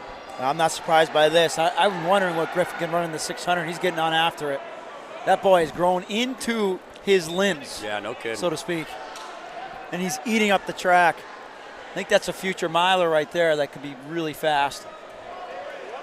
What do you think, Jimmy? No, he looks really good. He's grown a couple inches, and I like the way he looks. Somebody just went around hard. Balletto. I'd like to see Balletto get back on track a little bit. O'Sullivan is who actually just went Sullivan's around. pretty quick. Yeah. He didn't run very hard in that 4x8. 4x8, you were saying. He looked like he was dogging it. I don't know if he was dogging it. He looked like he got stuck in nowhere's land, maybe thinking he was going fast. Griffin's taking it out in 50, 55, 56 right now through 400, guys. O'Sullivan will not. He'll cling to him. Flanagan from Bedford making a pitch for second. But Griffin That's looks a lot really of arm strong. action. Griffin looks really Watch strong. O'Sullivan. He's Watch got a strong O'Sullivan, kick. you're right. He's got a strong kick. Flanagan and O'Sullivan are making the green. Griffin just looked over his right shoulder. Let's see if he can hold it. Griffin's going to hold him Wow. off. Let's see if I he can don't hold him know. off. Griffin is strong. This is Marcus O'Sullivan's kid. Griffin is strong. Here comes O'Sullivan. He's not going to do it. 126 Wow. and change. Legit. But remember, O'Sullivan's going to legit. race in him. I know. It's a 600 is a 600. But it's So Griffin, 126.12. O'Sullivan is Concord, 126.40. Flanagan of Bedford, he set that up, 127.02. Balletto of Elvern, 129.91. Sinet of Bedford, 130.11. Holodowski South, 131.54. that's like a 124 on a BU track. There were three guys. That's legit. Griffin's Three legit. guys from Concord in that 600 that they could probably use in their 4x8 if they wanted to release some of their top dogs. Right. O'Sullivan and Griffin, but Matt Griffin is coming around. Oh, guys. yeah, he is. Girls 300. Better watch out for that 1500. O'Malley from BG, Sherman from Exeter, O'Connor from Keene, McFarland from Exeter.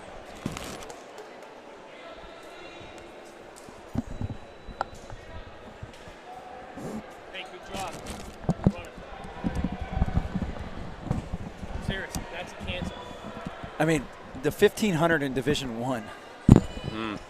Not even this year. I mean, you got Curran, obviously, but next you got juniors that are they're just growing into their bodies, and they're going to be as flying. well. I agree. I agree. Look at D2. This year's going to be fast, boys. Next week, especially if the weather holds off for just one more day, it's going to be legit.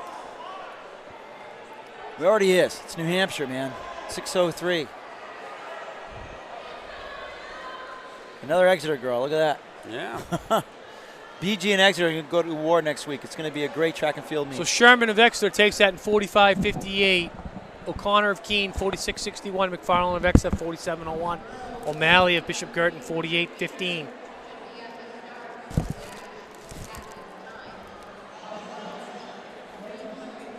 Section 2, we got McGadden of Bedford, Lane of Concord, Kelly of Exeter, and Betty of Nashua South. Oh, Black Betty, bam-a-lamma. Oh, Black Betty, bam-a-lam. I got a fishing reel called the Black Betty. Oh, yeah. How's it work? Works pretty good. There you go. Every time I catch a fish, that's what we sing. Oh, I'm sure you do. And it's green. I don't understand it. Black Betty and it's green, Yeah. huh? All right. Looks like we got McGadden coming up.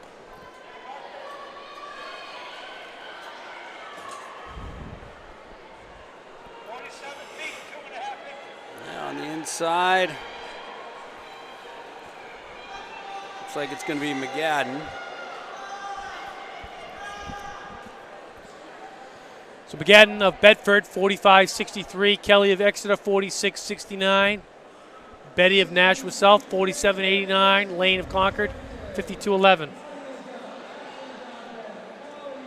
Section 3 sees Flynn of Bedford, Michael of Bedford, McCoy Sophos of Alvern, and Naphtali of Bedford.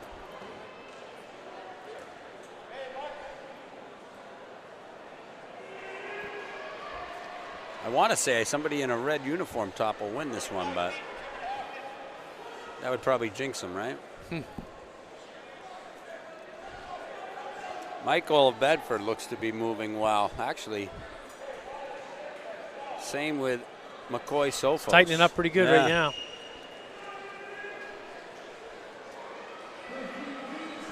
Anyone's race. Anyone's race, yeah, coming off the turn. Michael and McCoy Sophos pretty tight. Looks like you jinxed the looks girls like I with the red. jinxed the girls. Should have guessed that one. So, McCoy Sophos of Alvern 44:66. Michael of a red uniform in Bedford 45:11. Naphtali of a red uniform in Bedford 45:43. And Flynn with a red uniform of Bedford. All right, I'm pretty safe on this one. In Section 4, we got Fraser of Exeter, Neal of Exeter, and Lavelle of Exeter. I guarantee someone in a white uniform is going to win this race. Probably from Exeter. Probably from Exeter. You watch, they got that one blue uniform or something.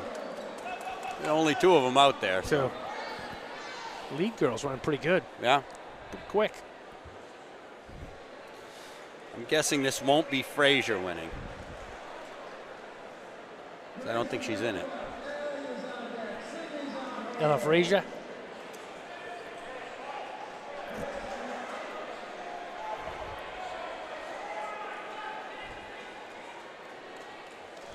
His arms are moving, huh? Mm-hmm. So Lavelle of Exeter 44:92. Neal of Exeter 46:33. All right, looks like we got the first section of the boys. We got Gothro of Salem, Curry of Exeter, Daniels of Alvern, and Hendrarto of Dover.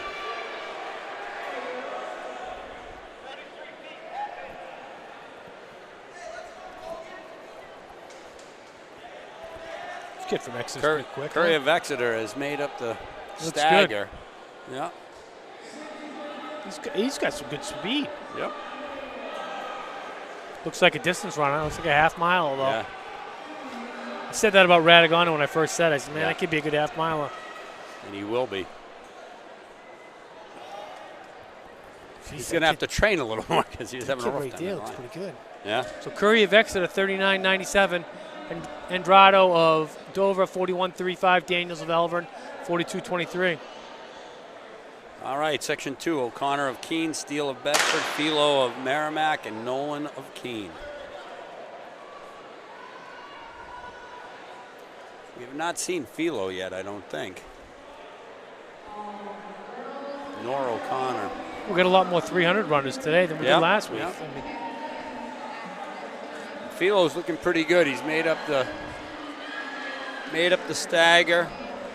Steele of Bedford seems to be coming on too right here.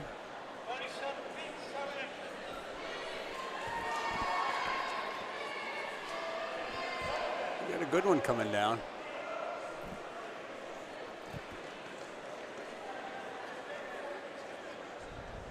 so Philo of Merrimack, 39.17. Steele of Bedford, 39.76.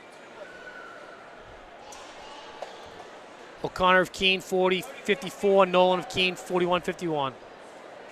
Section 3's got Beeler of Londonderry, Carlo of Nashua South, Richards of Concord, and Snyder of Concord. Beeler.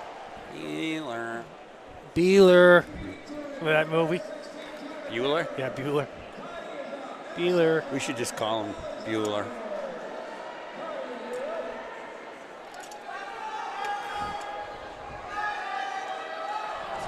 Bueller.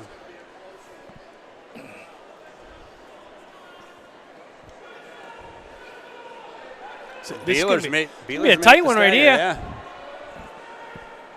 Rolling on the inside, Beeler should come off with the lead. Snyder on the Yeah. close one. Good race. Beeler of Londonderry, 40.04. Richards of Concord, 40.11. Beeler. Carlo of Nashville South, 40.22. Snyder, Concord, 41.13. All right, Section 4, Peyton of Merrimack, Colantoni of Bedford, Matriel of Alvern.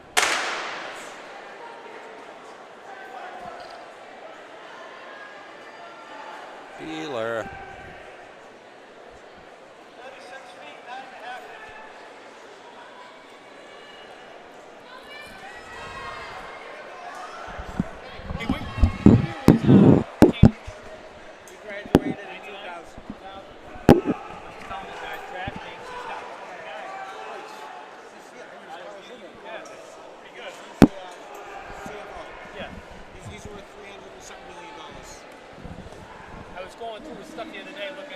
All right, and it's going to be Colantoni of Bedford taking that one. 39.58. Matriel of Alvern, 39.82. And Peyton of Merrimack, 40.46.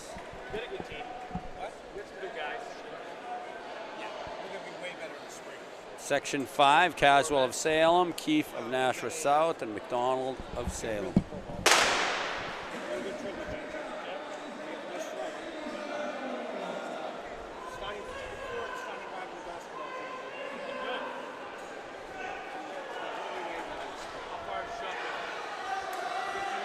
All right, and Keefe of South has made up the stagger by the end of the first turn. He's off to the races now, boys.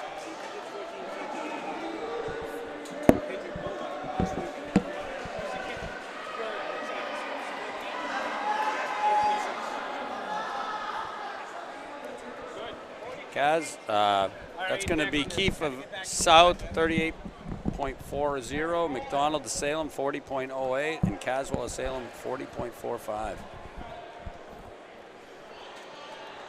Section 6. This is the big one right here. Exeter, Demo of Merrimack, and McLeod of Londonderry. I'm not betting, but if I was. I wonder if this McLeod kid's a. So there was a kid named McLeod from Nashville who was this absolute 400 stud. Wow. Two different races right there. That is unbelievable. That kid is a stud. Really is. He is. Yeah, he is. He's got it going. And he's going to have to move up in distance, and he will be the king of kings. Absolutely.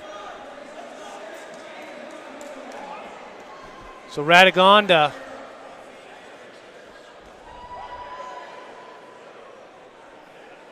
Not really sure what's going on here. Radagonda, Exeter 36.47. DeMio of Merrimack 38.04. McLeod of Londonderry 39.02. Oh, he's a stud. All right. Section 7, Vero of Bedford, Lupo of Bishop Girton, and McCoy Sophs of Alvern.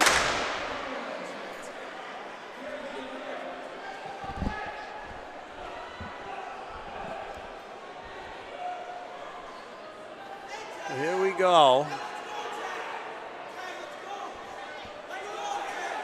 Vero looks good in this one. Yeah, he looks pretty quick. He's made up the stagger coming off at turn 3. It would have been nice if Radagonda was in this one. Yeah, exactly.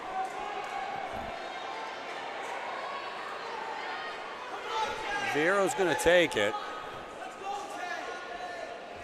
It's not going to matter. He's going to win from Section 6. So Vero 36.79. McCoy Sophers 37.48. Lupo of Bishop Girton 37.93. All right, we should be on to the girls 1500. That should have definitely been the fastest. They got the list down there. Starting to line them up.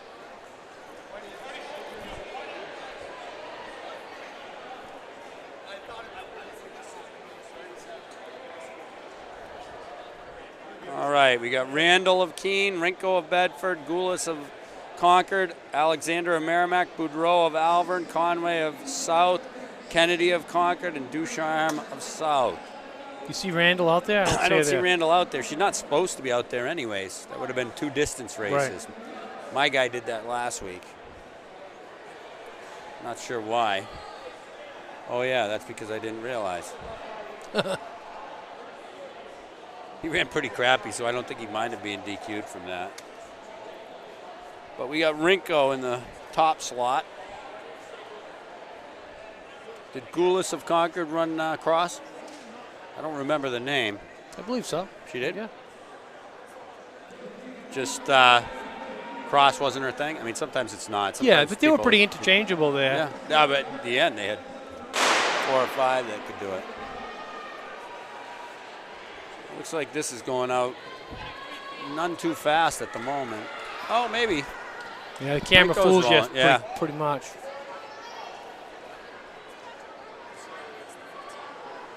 You know what, Concord's going to have a good cross-country team again next year. They got everybody back. Yep. When you got a group like that, too, that's just so helpful in cross-country. Yeah. Now, it takes us a good part of the season to get our guys close together. Right. Got kids coming in from the middle school that were pretty good there, but haven't learned that they need to train all the time.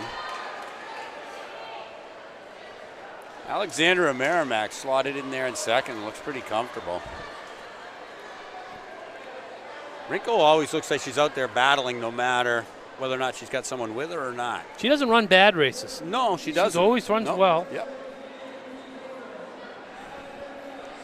She always looks like she's in a fight of some sort. Not a bad thing.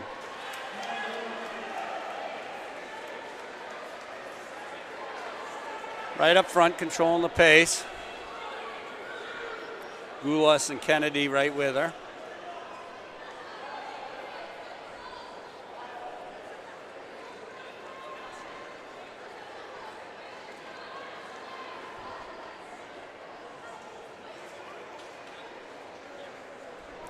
So Concord's top runner didn't run today. Orcott, I didn't see her. I haven't seen her either. She might have ran in the 4x8. I don't remember that. I don't remember seeing her. No, I didn't either.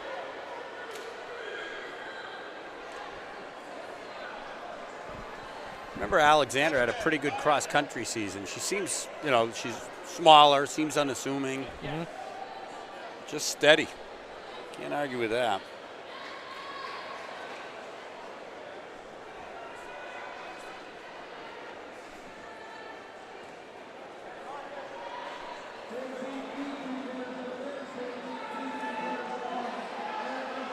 5 laps to go. Lead pack consists of Rinko, Alexander, Goulis, and Kennedy. They got about 25 meters on the chase pack.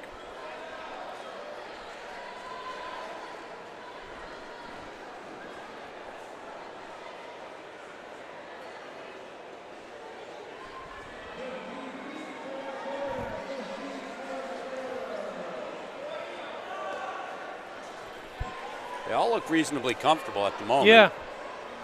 Rinko looks like the most uncomfortable out of them. Yep. And that was from the first steps off the line. She looked that Right. way.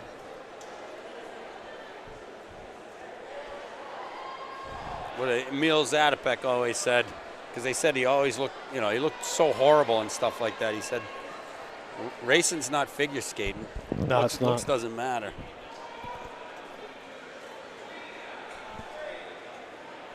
Three to go. Rinko with Alexander right on her hip. Slot in behind is Goulis and Kennedy. Looks like the pace is starting to crank up just a bit as they're starting to trail out single file up front. Alexander almost looks like Robitaille a little bit. Yeah, a little bit, yeah. Yep. Well, I'll say Robitaille's. Ties, yeah. If you say you look one. like one, you look like both. You look like both. So we got Goulis off the back a little bit. Still within striking distance.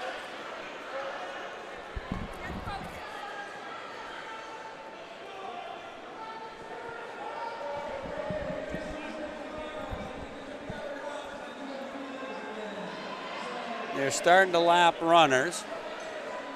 Rinko still maintains the lead with Alexander right on her. Yeah, the girl from Elvern dropped out. Guess she was taking a pit stop or something. Yeah. I don't know if she thought she was done or something. I don't know. Kennedy slotted in third, and Rinko now just powering away. Yeah, she was just playing with him. Yep. Within this one lap, half a lap, she's already got about 8 meters on the field.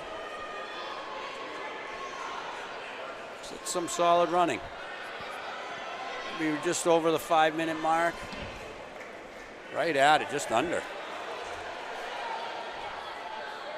So we got Rinko of Bedford, 4:59.46. Alexander, 5:02.85. Kennedy of Concord, 5:05.92. Goulis of Concord, 5:09.64.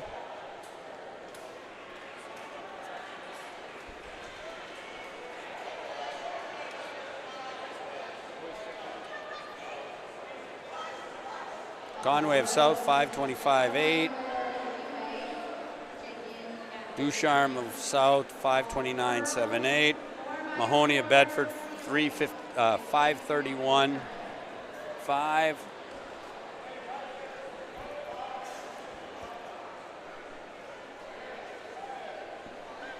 And Goyette just finishing up now. It's going to be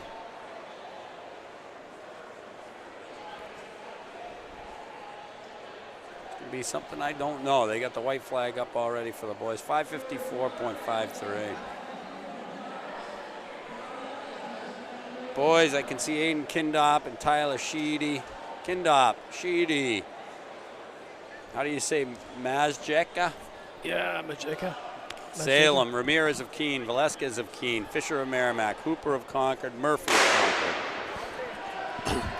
So that'd be a good race. Yeah, the kid from Salem has been coming along pretty good. Yeah, he's tough. Sheedy's tough. Yep. Kindop's tough. Yep. And, the thing that I'm probably going to like about this race is that Velasquez is going to have to go right to the front. Yeah. He can't let it sit around at all. Sheedy just squirted all the way to the front from about fourth spot, stepped right in front of Kindop, and now he's rolling. Huh. The guy probably believes now. He does. He's running 4:07. He ought to.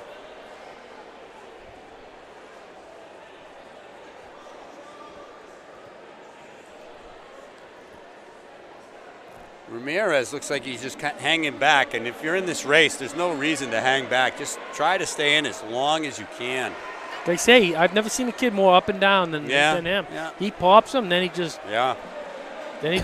runs some crappy ones, and then he comes back and pops them. Sheedy looks really good up front right now. Of course, Kindop looks great right behind him. Velasquez, I'm not used to seeing him that far back. No. I don't think he'll end up there. But no. They're cranking, though. They are moving. So, I mean, he's kind of only got one-ish gear. You know, he's kind of a steady pace guy. These guys are all fast. Yeah, he's starting to slide up. I wouldn't count him out. No.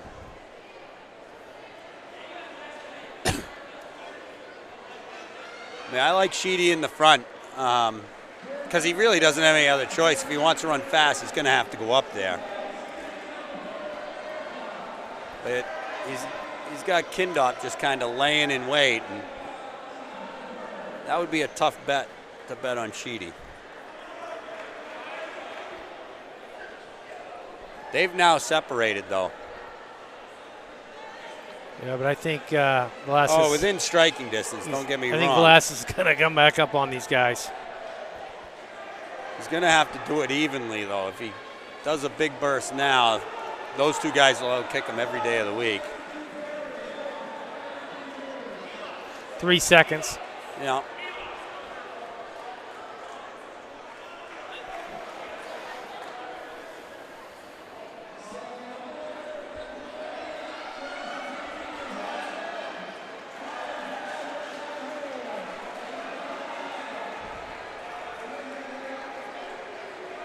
Well, minute 10, minute 20 of running left to go. I'd like to see 3 laps. I'd like to see Sheedy pull this out. He's got a little bit of a window. I almost think that if he could just turn the screws a little bit, he might be able to get away. I don't know. Looked like Kindop just closed it up, and then I don't think I'd want Kindop on my butt. I wouldn't either. Velasquez has made his way back towards them. 2 laps to go. Sheedy better not be waiting for one lap. I mean, Kindop don't look so hot right now. He's kind of bobbling his head, but he's staying in it. He's right there now. The closer you keep it. Yeah. The closer you keep it. Believe, believe, believe, right? Yep. If I was going to make the move, I would have made the move. Yeah. He's riding them now. Don't save it for the last lap. That's not going to. Yeah, he's on his shoulder. He's planned it out perfectly. Sheedy has no response to that. And they got a good one going. Yep. Can he hold on to second? Yeah, he looks like he's kind of.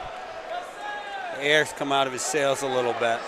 He's going to hold on together, though. I think he's going to hold on to second. That would be a big win for him over Velasquez if he can hold on. Velasquez is coming hard, though. Yeah. Velasquez is coming hard, but not hard enough. Not hard enough.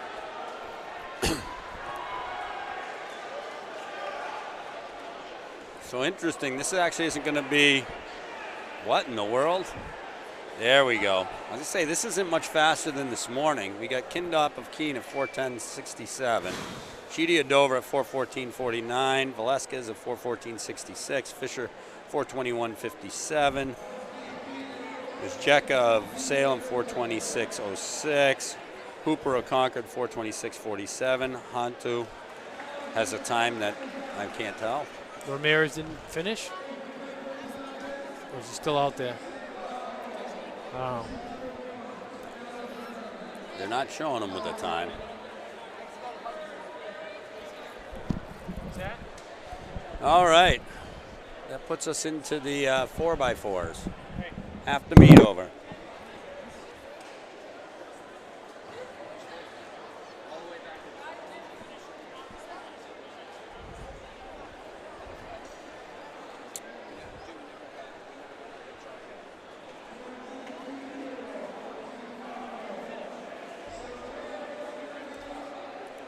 Yep. Showing Ramirez DNF, did not finish.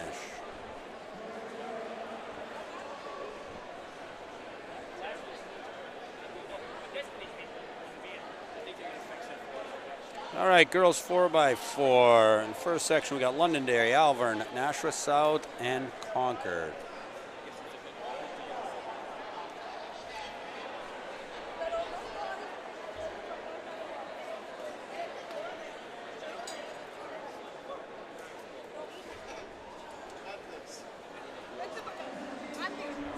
There's definitely a lot less teams geared up than this morning. This morning we had endless supply of 4x4s and 4x160 teams.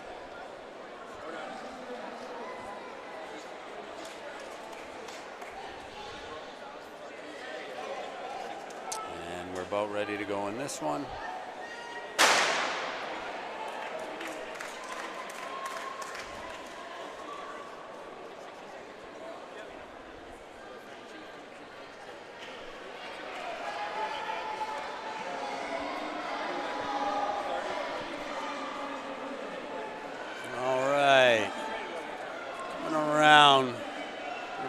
Lap, 2.5 laps per 400. We've got South, Londonderry, Concord, and then Alvern.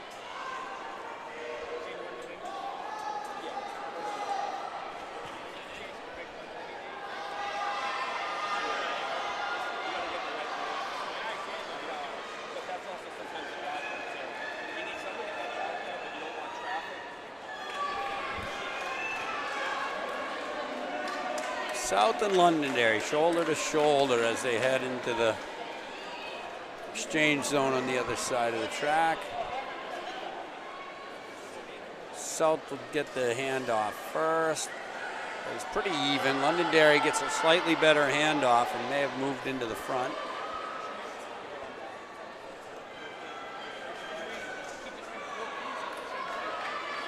Londonderry leading now by about 7 meters over South. Concord, then Alvern.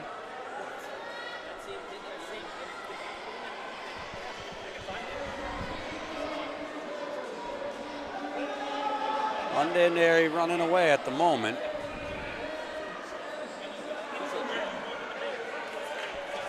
One lap to go in this, and she's got 15 meters on second place in South.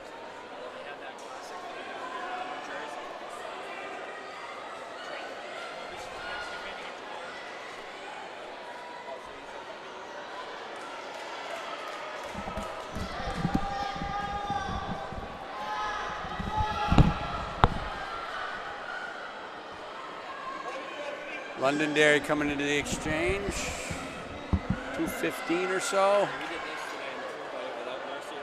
Concord giving the handoff before South. Pretty much dead even heading out.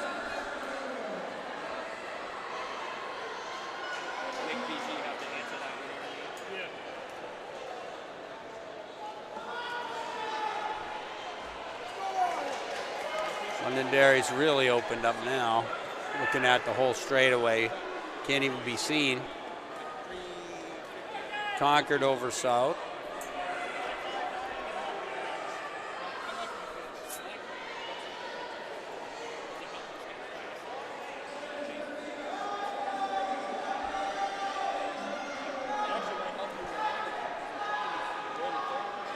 Londonderry in full command of this one. Again, straightaway lead over. Going into the final handoff.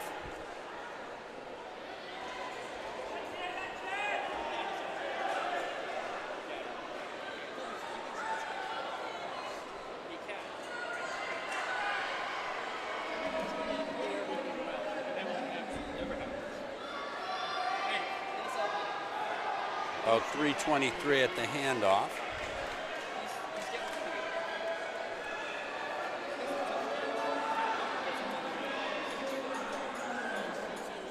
South and Concord battling. Concord going around on the outside.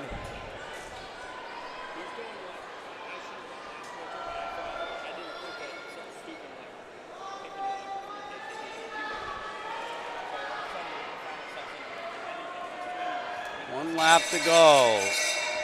Londonderry. South and Concord cutting into that lead, but Got a long way to go to get there.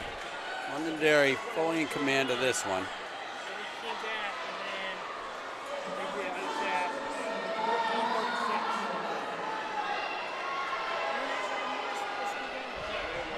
Londonderry coming off the final corner. Going to take it. Londonderry wins that one in 4:33.56. Concord second in 4:38.64. South 4:39.66. And Alvern 4:43.31. Section 2, we've got Dover, Salem. You can't see around the corner.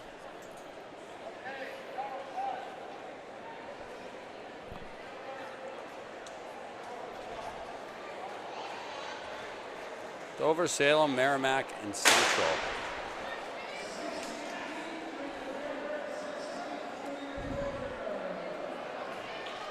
That was a nice 1,500, but Valancourt would have definitely been in that mix right there with those guys because he ran his solo. Yeah. Like 4:11. Yeah. What was the winning time for that one? 4:10.9, I think. Yeah, that one was a lot more competitive, Yep. pushing you along. Sheedy set it up for a fast run. He did. I mean, he did what he had to do. Like, why would you why would you show up here and not try to run fast? There's no good reason. Why anybody would come here and then let it go tactical is beyond me. Like the girls' 1,000 this morning. I'm surprised he didn't run the 1,000 today. He already put up a 4:07. Yeah, right. Sometimes they just want to make sure they're on top. Yeah. Central in the lead, followed by Salem and Dover.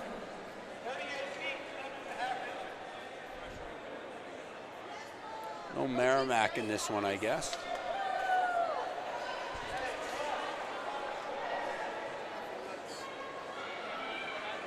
See, these handoffs aren't anything special, let's put it that way.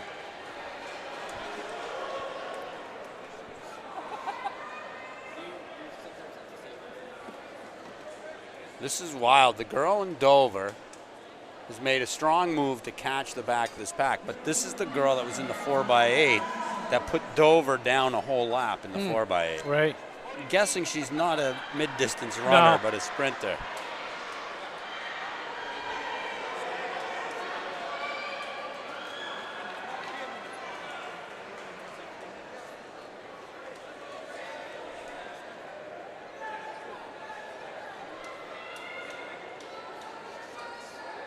Falling off a little bit more. Yeah.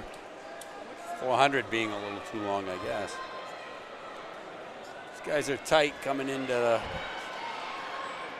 final the second handoff. And into the third leg.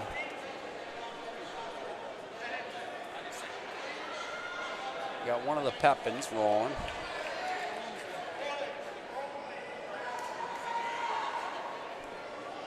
What was the girl from Salem in the 600 that they couldn't get by? Looks like that might be her, right? Is this her? I think so. Yeah, she's tough. Yeah. Right around. Made the move right there. Yeah.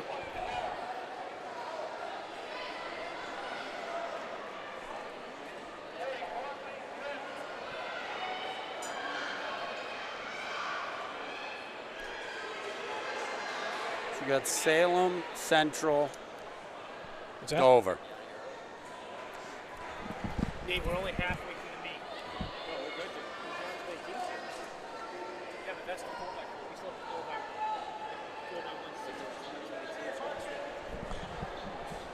4x1. Was this morning. Who are you picking, Nate? San Fran or KC?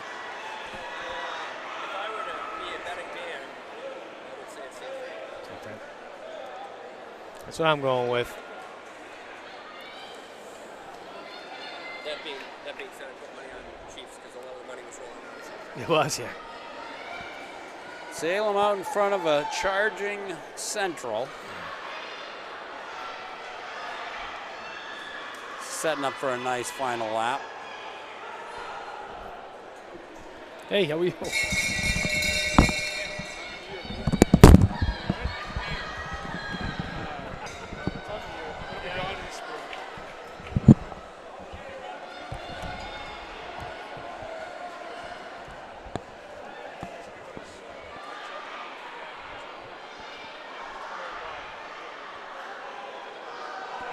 It looks as if Salem will hold off Central. Salem 428.20. Central 429.08. And Dover is going to be 436.08.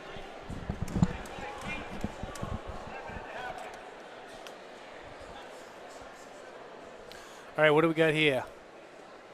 We should be going on section 3. Exeter, Bishop Girton, Keene, and Bedford.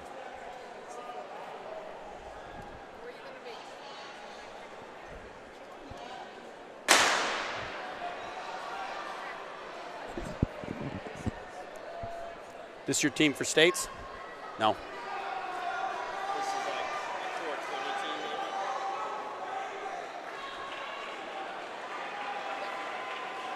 I got my 3K girl leading off.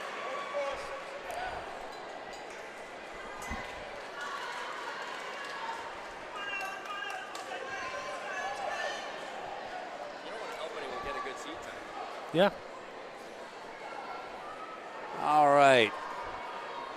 BG, Bedford, Keene, and Exeter. Bedford to the lead. BG going back BG's around. making a little move right there. Half a lap to go. Keene going around Bedford as well. See what we are at the quarter here.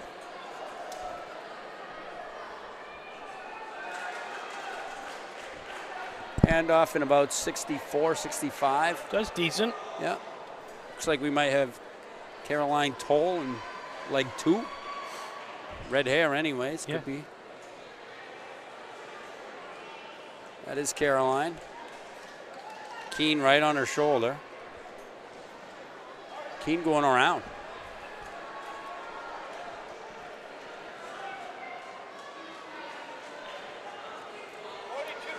Caroline was a defending, 3K 1500 champion Yeah, last she had year? a great year last year.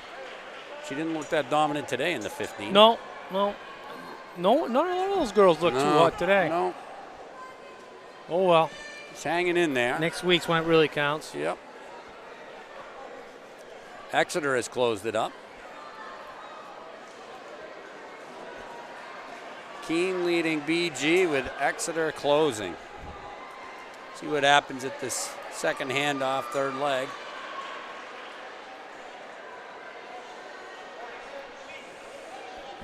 Keene with the handoff in about 2:11. BG and Exeter right behind 2:14 or so. Yeah, so we'll 64, 67. Bishop Girton's ripping now, Yeah, though. they are ripping now. Coming up on the other outside. Huge pass. Why slow down, right? Keep it rolling.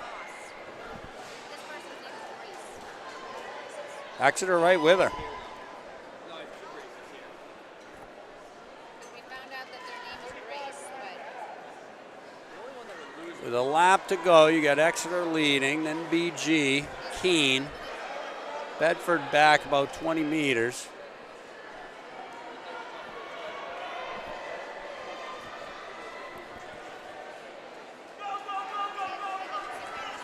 Exeter has secured about 3-meter lead.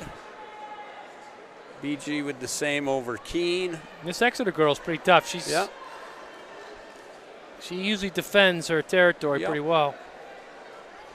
They handed off about 3:18.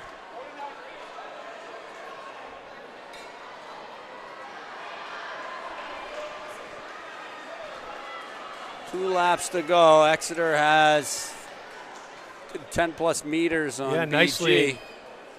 Got Michaela Randall, though, an anchor for Keene. Fiona, looks like Fiona Doherty in that anchor leg for BG as well.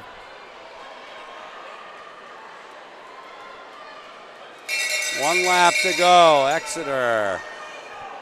Lead cut in half. Girton's coming hard. Yeah. Doherty and Randall in hot pursuit. But Exeter's got plenty of Exeter room to spare. Waited. Saved something for the last lap. You're going to hold them off.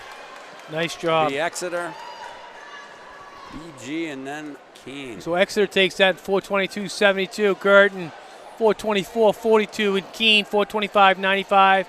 Bedford DQ. Says DQ'd. Is that Dairy Queen? They've been get Dairy a Queen. peanut butter buster parfait. I think they call them, what do they call them, flurries? Yeah. All right. I like a McFlurry. All right, I see Concord, Londonderry, and Memorial in Section 1. I would think Concord could put together a good 4x4. Yeah, but I think these are all young guys. Just haven't realized that those parts aren't available. Yep. Londonderry out and ripping. Rippager. Rippager. Londonderry, Concord, Memorial in that order.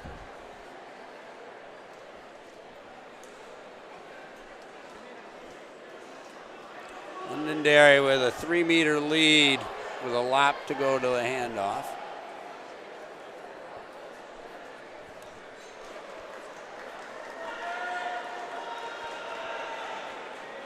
Opening up a gap.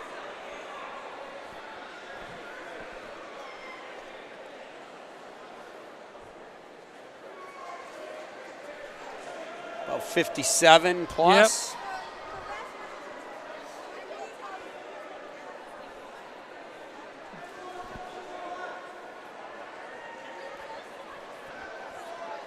Londonderry has now stretched their lead to 20 meters. I'll tell you, by this time last meet, the infield was a lot more cleared out than it is now. Yeah. Definitely hard to see a way around the track.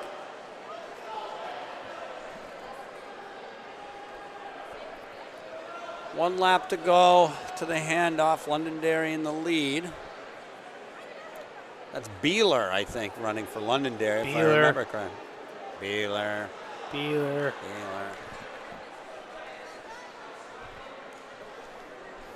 Wonder if these kids ever watch these. No.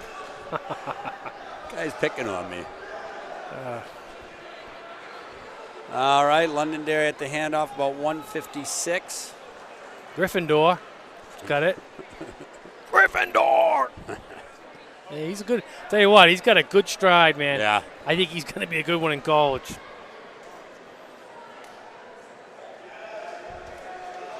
I think he'll be right up there for the title challenge of cross country next year too. Yeah, I think so too. Sometimes they just need to build a little momentum. Yeah. Like him and Bragg and Kearns and Ryan Young. It'll actually be a good battle between Londonderry and Concord next year for the title for Division I. We just went around Memorial. There's only 3 teams in there, and they're lapping 1. That's crazy. That is crazy. Final handoff in 251, 252.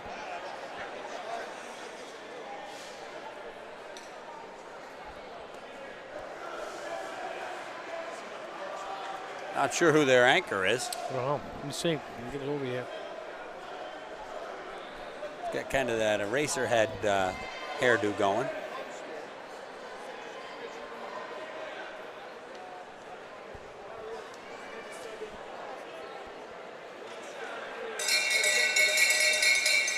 Yeah, you get that right. The Jaden Rumwick look. Yes. Remember? Jaden's was taller, I think. What was that show? Oh, Prince yeah. of Bel Air? Prince of Bel Air. Was it Prince of Bel Air? One of those. Kid and Play? Kid and Play. That's funny. All right. Londonderry wrapping this one up. Nice. Had well over half a track lead.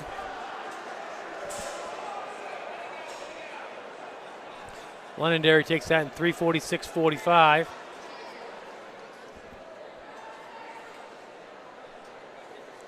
Concord, that was a strong leg by Concord, that kid. Let's see, 4:03.57. 3:46 is a solid time coming out of Section 1. Yeah, it is. Very, very solid.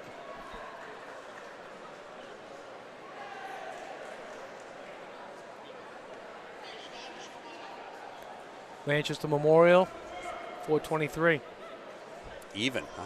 How'd they plan that out? Oh. All right, Section 2, from what I can see, is we've got Timberlane, Merrimack, and Alvern.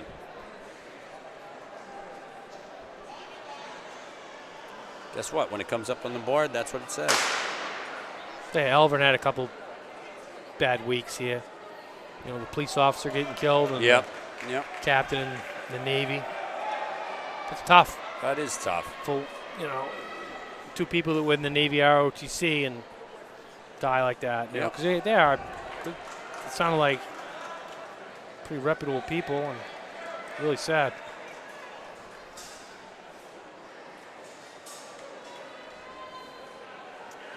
Merrimack out front of this one, followed by Timberlane and then Alvern.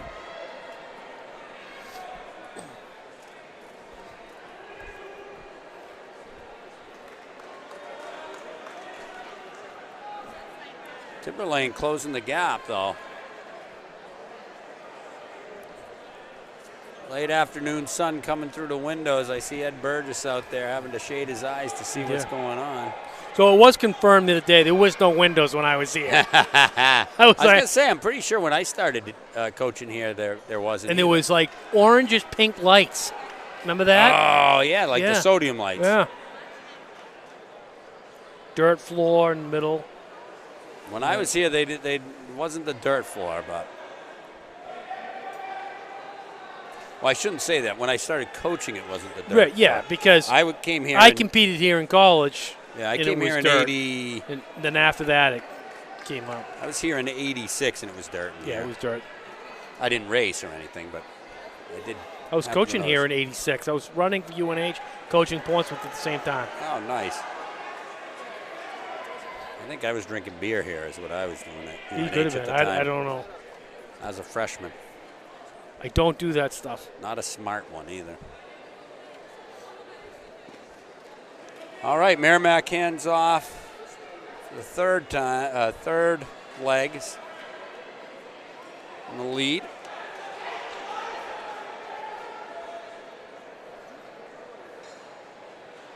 That stuff's bad for you. Yeah, I don't think it helps performance at all. No. Maybe dance performance. That'd be about it. Yeah. This has gotten tight. Timberlane has crawled right up on the back of Merrimack.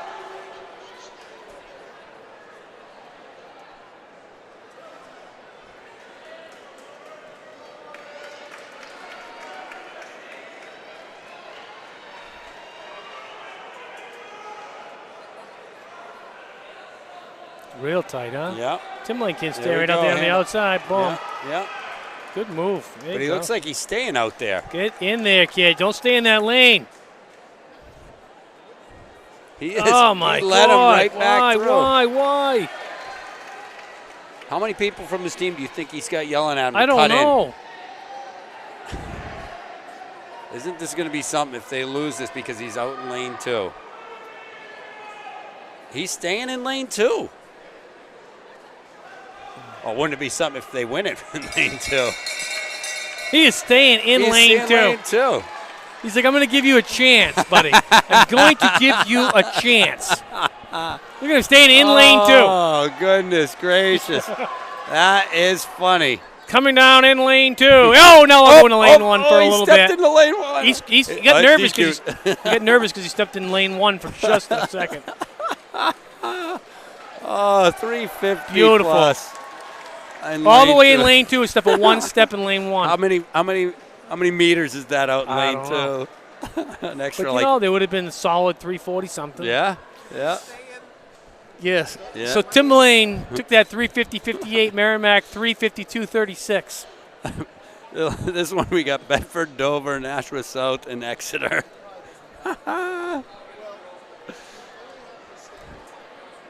That's funny.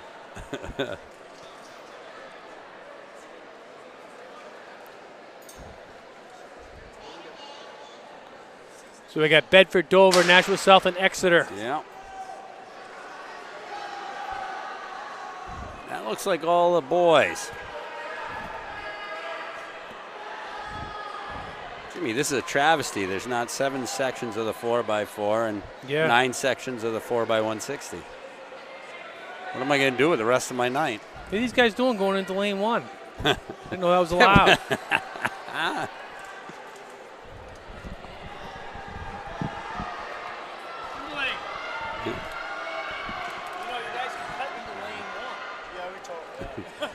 He just doesn't listen to you guys.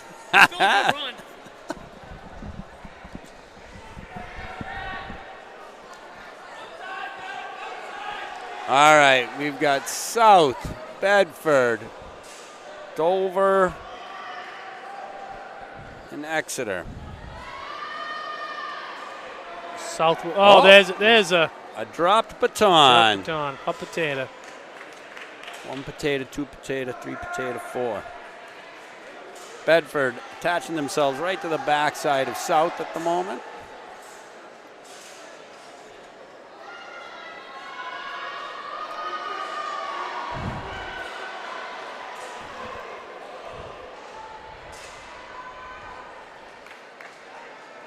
Be interesting if Exeter, they're going to finish up with Radagonda, or what are they doing? I don't know.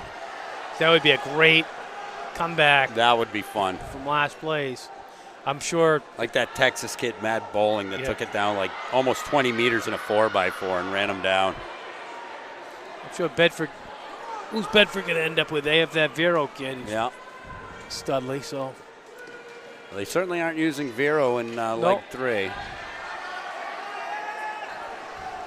What do they got over there? They don't got him over there. Radagonda is over there, so. Well, Radagonda has only done what? What was that, 300? 300, yep. Yeah, so they probably need him to do some work. South, Bedford, Dover, and they're making sure he's got plenty of work to do. The Dover kid over there, too, is pretty good. Yep. So. Exeter could get a little closer. I don't think they're going to, though. Yeah, that'd be helpful. He's going to be stuck in no man's land again.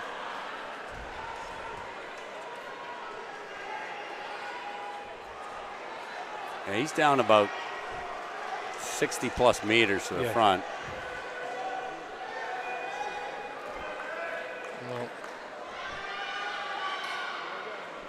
Well, Radagonda's going to have plenty of... So 8-second lead he's got over the last place guy.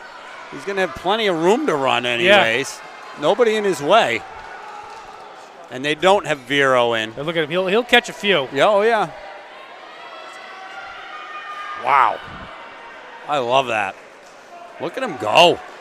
I mean, these are every team's anchor. You know?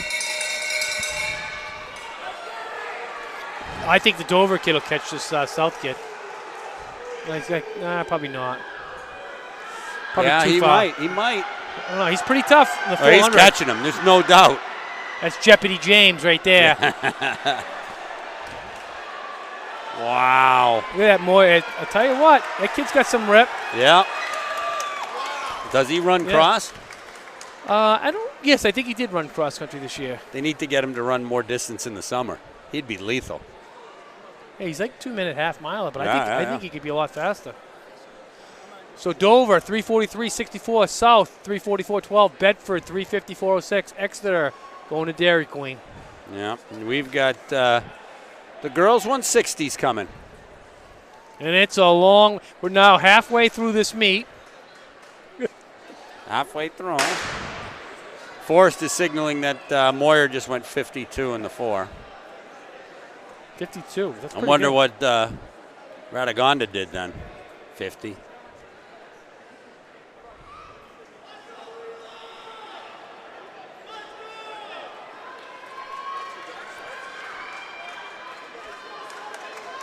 All right, Memorial with a good handoff in first. We got Memorial and Timberlane in this one.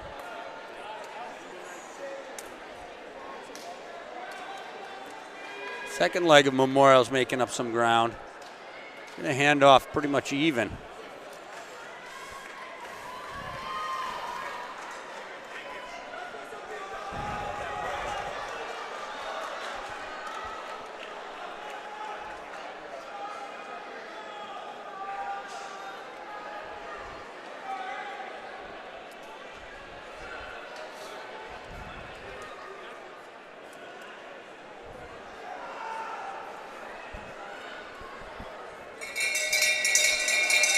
Handoff almost dead even, but Memorial got a better handoff. A little bit of a lead there for Memorial.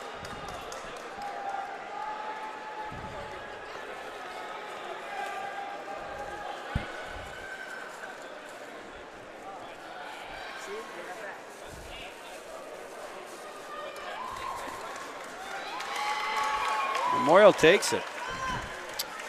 So Memorial takes that 134.81. Timberlane 136.73.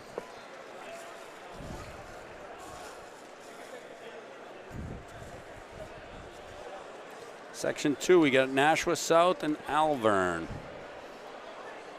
You know Alvern? Alvern, yeah, I think I've heard the guy. You know what I mean, Vern? Remember that? What was that guy's name? Oh. What do you mean, Vern? Had like a pretty rubbery face. Some comedian. I can't remember what he was. I know what he's saying. What do you know what I mean, Vern? Must be getting towards the end of the day. Laverne. Laverne and Shirley, yeah. All you have to do is move the A and the L. Yeah. Like Laverne, Laverne and Shirley. Laverne and Shirley. Penny Marshall. Cindy Williams. Cindy Williams. Shamil Shamazel. Austin Pep Incorporated. We're gonna do it. Give us any chance, we'll take it. Give us any rule, we'll break it. I don't know how I know all this stuff. Yeah. Laverne takes it in You first. grew up with him. They're I your guess two, he did, two yeah. aunts. Yeah. Plop you in front of the television. Yeah. Oh, he'll be all right. Just happy days of Laverne and Shirley. Oh, South is huge move on Laverne. Change all the names for the state championships, so what we think. South takes it about 3 meters ahead. Mork and Mindy, that came off there. Mork Spin and off. Mindy, yeah. Then you have the other Lenny and Squiggy. They Nanu. get a lot of shows out of all that. Nanu. Lenny and Squiggy. Hello.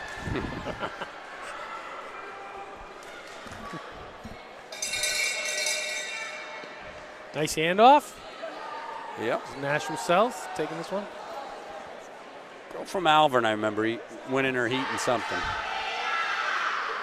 A little bit too much distance to have to make up on this one.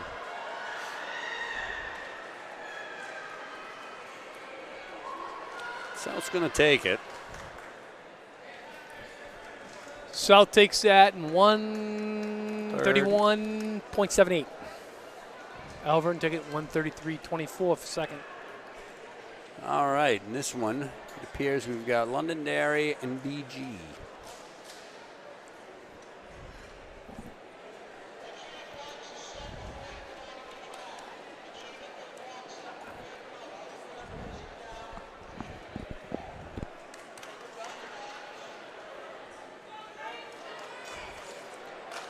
I sort of owe my entire running career, as abysmal as it was, to BG, actually. Really? Yeah, we had new neighbors move into town and right down from us, and kid my age, and his brother went to BG. Yeah. He was on BG Cross. Huh. So when 7th grade started, and our 7th grade was, we had a junior, senior high school. He says, hey, you want to join cross country with me? I said, yeah, sure. And after being beat in the first meet by one of the girls on our team, I decided maybe I should train. After being beat the second time by the girl, maybe I thought I should train harder. Right. PG's got it going right now. That was back in the day when they would, in order to make sure they were efficient in races, they'd start the girls 3 minutes after the guys. Really? Yeah. So they'd start the race, clear everybody out, right? And then they'd start the girls, figuring that the girls aren't going to interfere with the guys too much. Yeah. And if they do, it's not that big an interference. Right. I remember being out behind the hill, slowing way down, and then having the top girl pass me. I'm like, uh-oh. That's not what's supposed to happen. Back in your year, the top girl was Kathy Shearer. Yeah. She would have finished 20th in the boys' MOCs that year. Exactly. Well, because I went to school with Brett Cartwright, they knew each other reasonably well, you know, parents and stuff like that talking.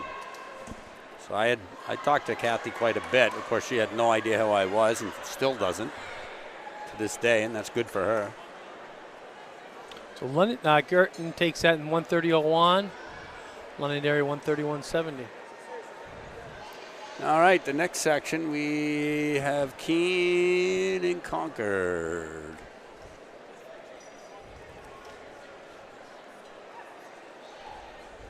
Here comes Randall right here. Yeah, Randall's in all the relays. She's in the 4x4 and the 4x8, right? Yeah. She does have turnover. So there was nothing wrong with her in the thousands. She just had a case of the slow skis.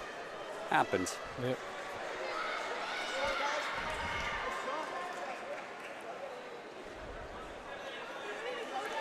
Not bad handoffs, but in both cases they slowed down in order to do them. I can't imagine Randall is planned usage in the 4x160 by Keene. No. Concord's closing out with Grace Devaney. That would be awesome. I loved watching Grace race. Actually, was Sarah Waite will be closing this out. She's pretty fast. Yeah. She played second fiddle to her for a lot of years. And Sarah's pretty good in her own right. Yeah, I mean, it's pretty easy to be overshadowed by Devaney. She was incredible. She's as good as it comes. And just so chill and talking to her. She didn't get up. That was one of the things that impressed me about Billy Powers, too. Right. Yeah, they were approachable. Yep. Remember Sal Hegan had a hurdler. Can't remember what his name was off the top of my head, but he was high jumping, and they called for the hurdle trials. This was MOCs. So Concord takes that 131.61, Keene 133 flat. You got Bedford and Merrimack in the next one. But anyways, he had been high jumping, and they called the hurdles. He didn't have his spikes, and he said that's fine. He just won his preliminary heat in trainers. Really? Yeah, and then came back to smoke everybody. Right. When you're that good, I guess hey, this doesn't really matter. I'll make it through.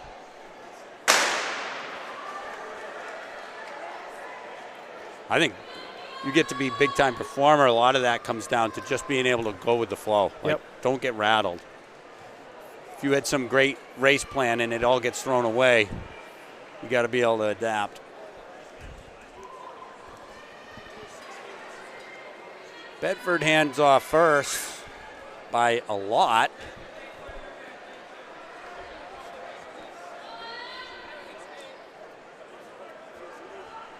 It's kind of strange. That's 20 meters in the first leg.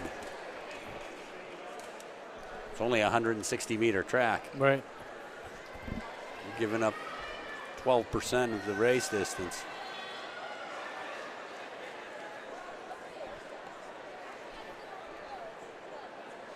Still 20 meters. Might even be more now. Good run.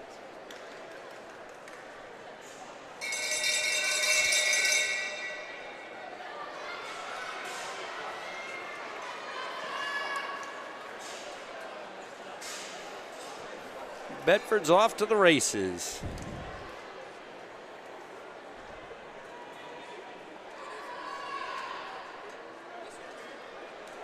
Going to win this one easy.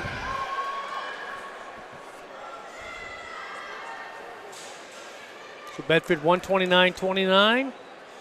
Merrimack won 33-11. We're in the final section here, it looks like, Exeter and Central, which would make sense.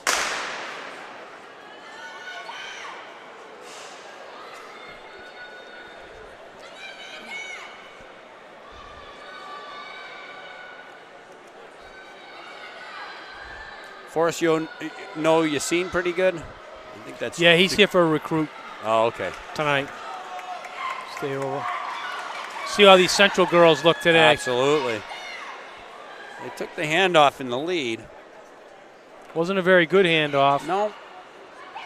Keeping it close with Exeter, though. Exeter is this ought to be a pretty good race. Yep. If their handoff was a little bit better. Be a little more of a gap. Even handoffs. Exeter has basically better through the zone and now has the lead and just a touch of daylight in there. Central's coming hard. Who we got finishing?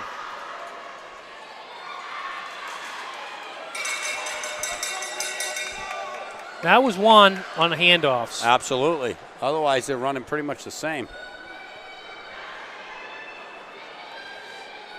Bet you if we asked Coach LeVay, he'd say they practice that. Yeah, and he's got a pretty good mix-up of runners today because they got some kids sick and stuff. Yeah. But that really was. I would put equally as fast on both sides. I would Handoffs too. better for Exeter. Yep. Look what it makes. Look what happened in the Newmarket against West. Yeah, absolutely. There was no two ways about that. Nope. Newmarket had it together. And I'll tell you what, I think those West guys are just as fast as they are. Probably. But it was. But they got the ball rolling. It's also tough when you're playing catch-up because you get off the line so hard to try to make up that ground. Yeah. You don't really get to run your own race. The lead in the 160 stays usually. Yep. All right, section one of the boys. We got Memorial and Londonderry.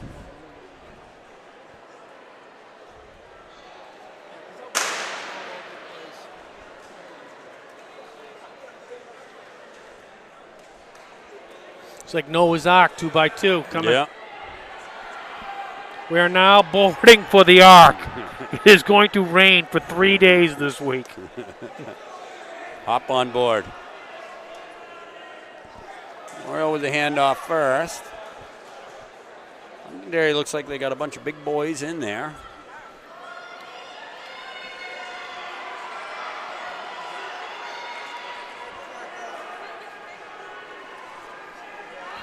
Guy from Londonderry looks like a thrower, not a sprinter, but he made up some ground on Memorial.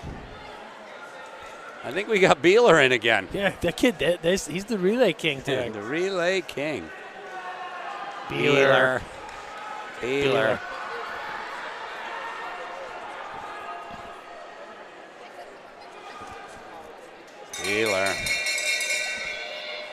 Oh, it got a little tighter. Yeah.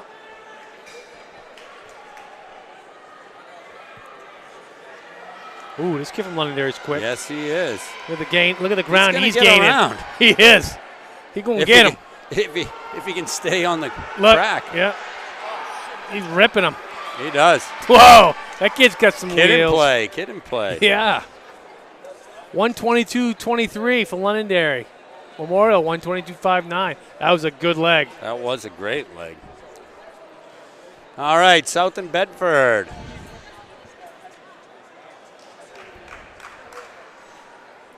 I see Keene over there with Sartini.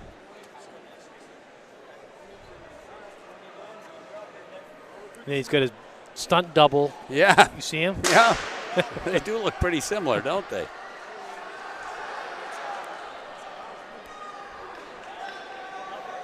There's Vero. Mm-hmm.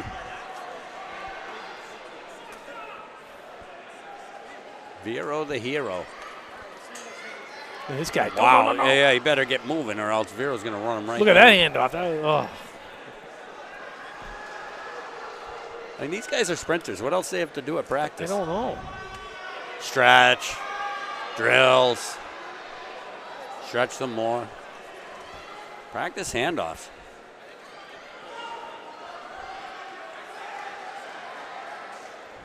They just hand it off. Did you just see that from South?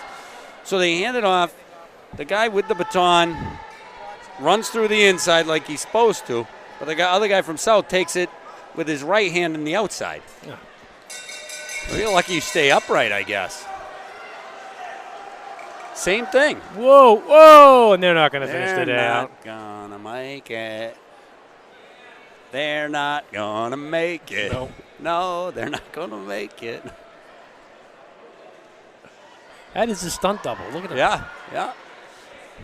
It's probably his Wow, brother. that's a good time right there. Bedford put up a good one. 118.41. Having Vero lead off doesn't hurt.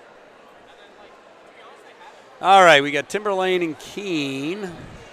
I see Salem out there, Alvern out there, Concord.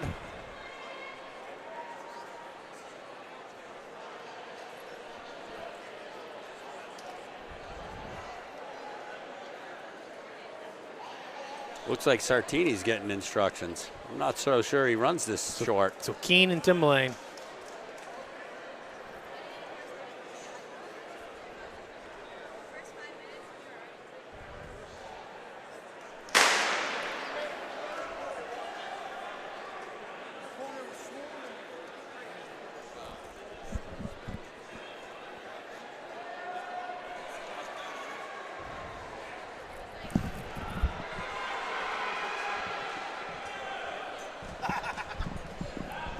Keene takes it in the lead, and Timberlane.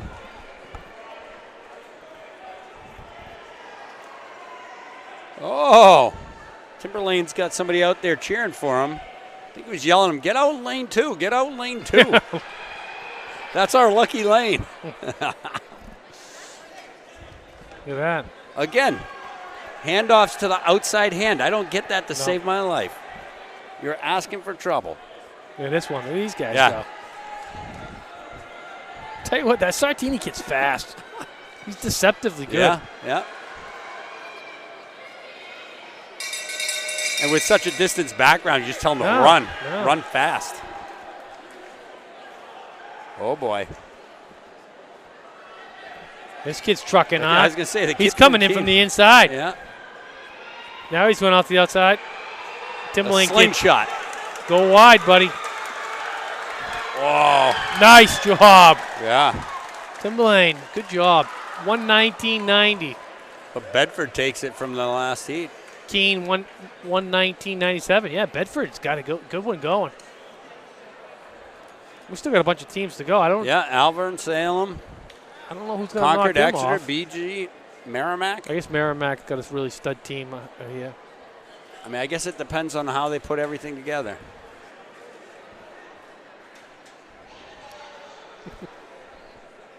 What's he saying?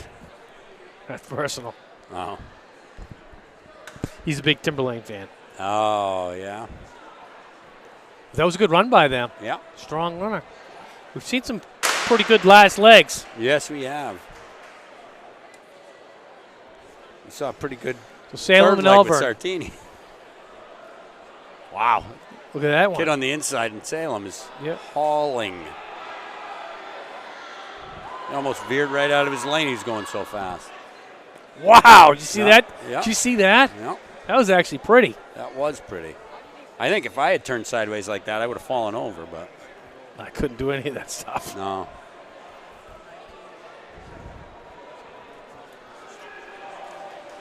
Let's see what Salem puts up for a time Yeah, here. they look good so far. Good handoffs. Yep. Elvern had a good handoff. It's gonna be a good relay right here. Mm-hmm. They keep it together.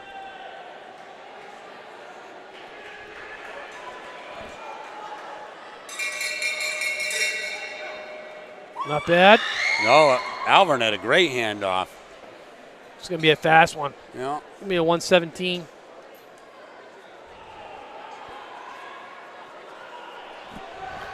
Could be wrong, but I think it's gonna be pretty quick. Yeah. 14, 15, 16, 17. Pretty good, huh? Yeah, pretty good. If they'd gone Salem. any faster, you would have been wrong. Salem 117.12. Elvern 118.01. The eyes. Mm-hmm. That was pretty You good. could just tell. They had good handoffs. They did. I don't think anybody's going to beat that tonight. I will see. That Merrimack team's pretty good, I heard. And they're in speed suits. Yep. Don't forget that part. Speed suits.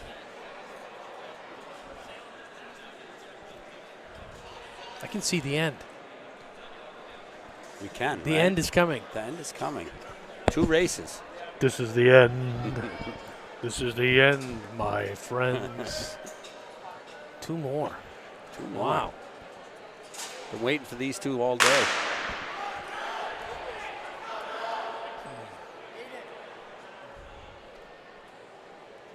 It's clearing out of here now. Yeah.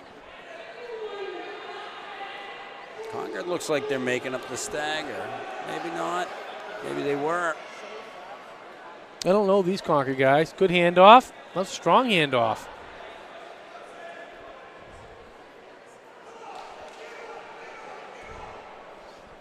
Exeter's got a pretty good little team here, too. Yeah.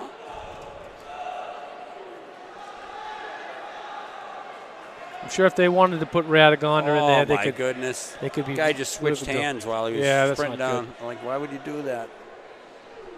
Not following. This is not even be. It's not. This isn't going to be that fast. I was going to say, they got some fast guys, but they're losing it. That last group was really good. Really efficient. Shouldn't. See what Feliz got. See if he's got some wheels. Oh, he's graining on him right now. Yeah, he does. He has pretty good wheels, doesn't he? Yep. He's going to try to go up the inside. Nope. He's got a little bit of Angel Georgie in him. No kidding. Look at that speed, huh? Yeah. Not a fast time because of the handoff. Yep. So 119.99 to 120.46 Concord over Exeter. In our final battle of the day. I'm willing to say Feliz's handoff. Feliz's was as good as anybody's. Yes, his I leg. would say too. We got BG and Merrimack. BG and Merrimack. Merrimack's putting down tape. Putting down their marks. So what do we got to beat? 117-12? Yeah, 12, yeah. 12.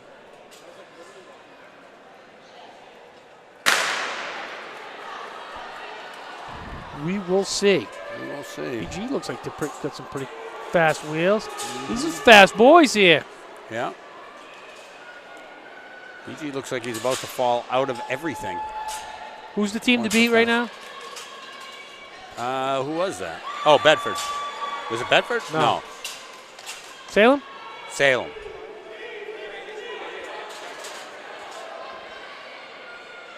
I don't think these guys are going to beat them. I don't know. They can't afford to have any nice mistakes. handoff. So right now, right at the halfway, Maybe they're at Merrimack. They're at 118. Merrimack, maybe. BG had to stutter step on that. Merrimack handoff. might get them because we're at 118 now, and I think they got their 2 fastest guys ending up. No, I don't like that one. Kid's going to have to throw down like a 21.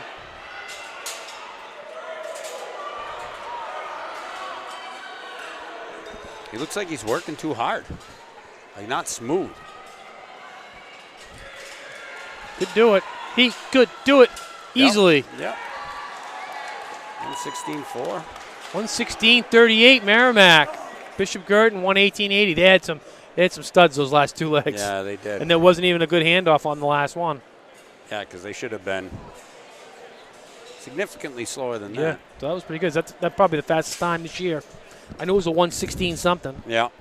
No, that's pretty close if it's Going not. in. All right, well, there we go. That is it for the day. Well, that's it. Now, guess what? State championships. Next weekend. The real deal. Jimmy, we'll be at it again from Hanover. All right, we'll see you. See ya.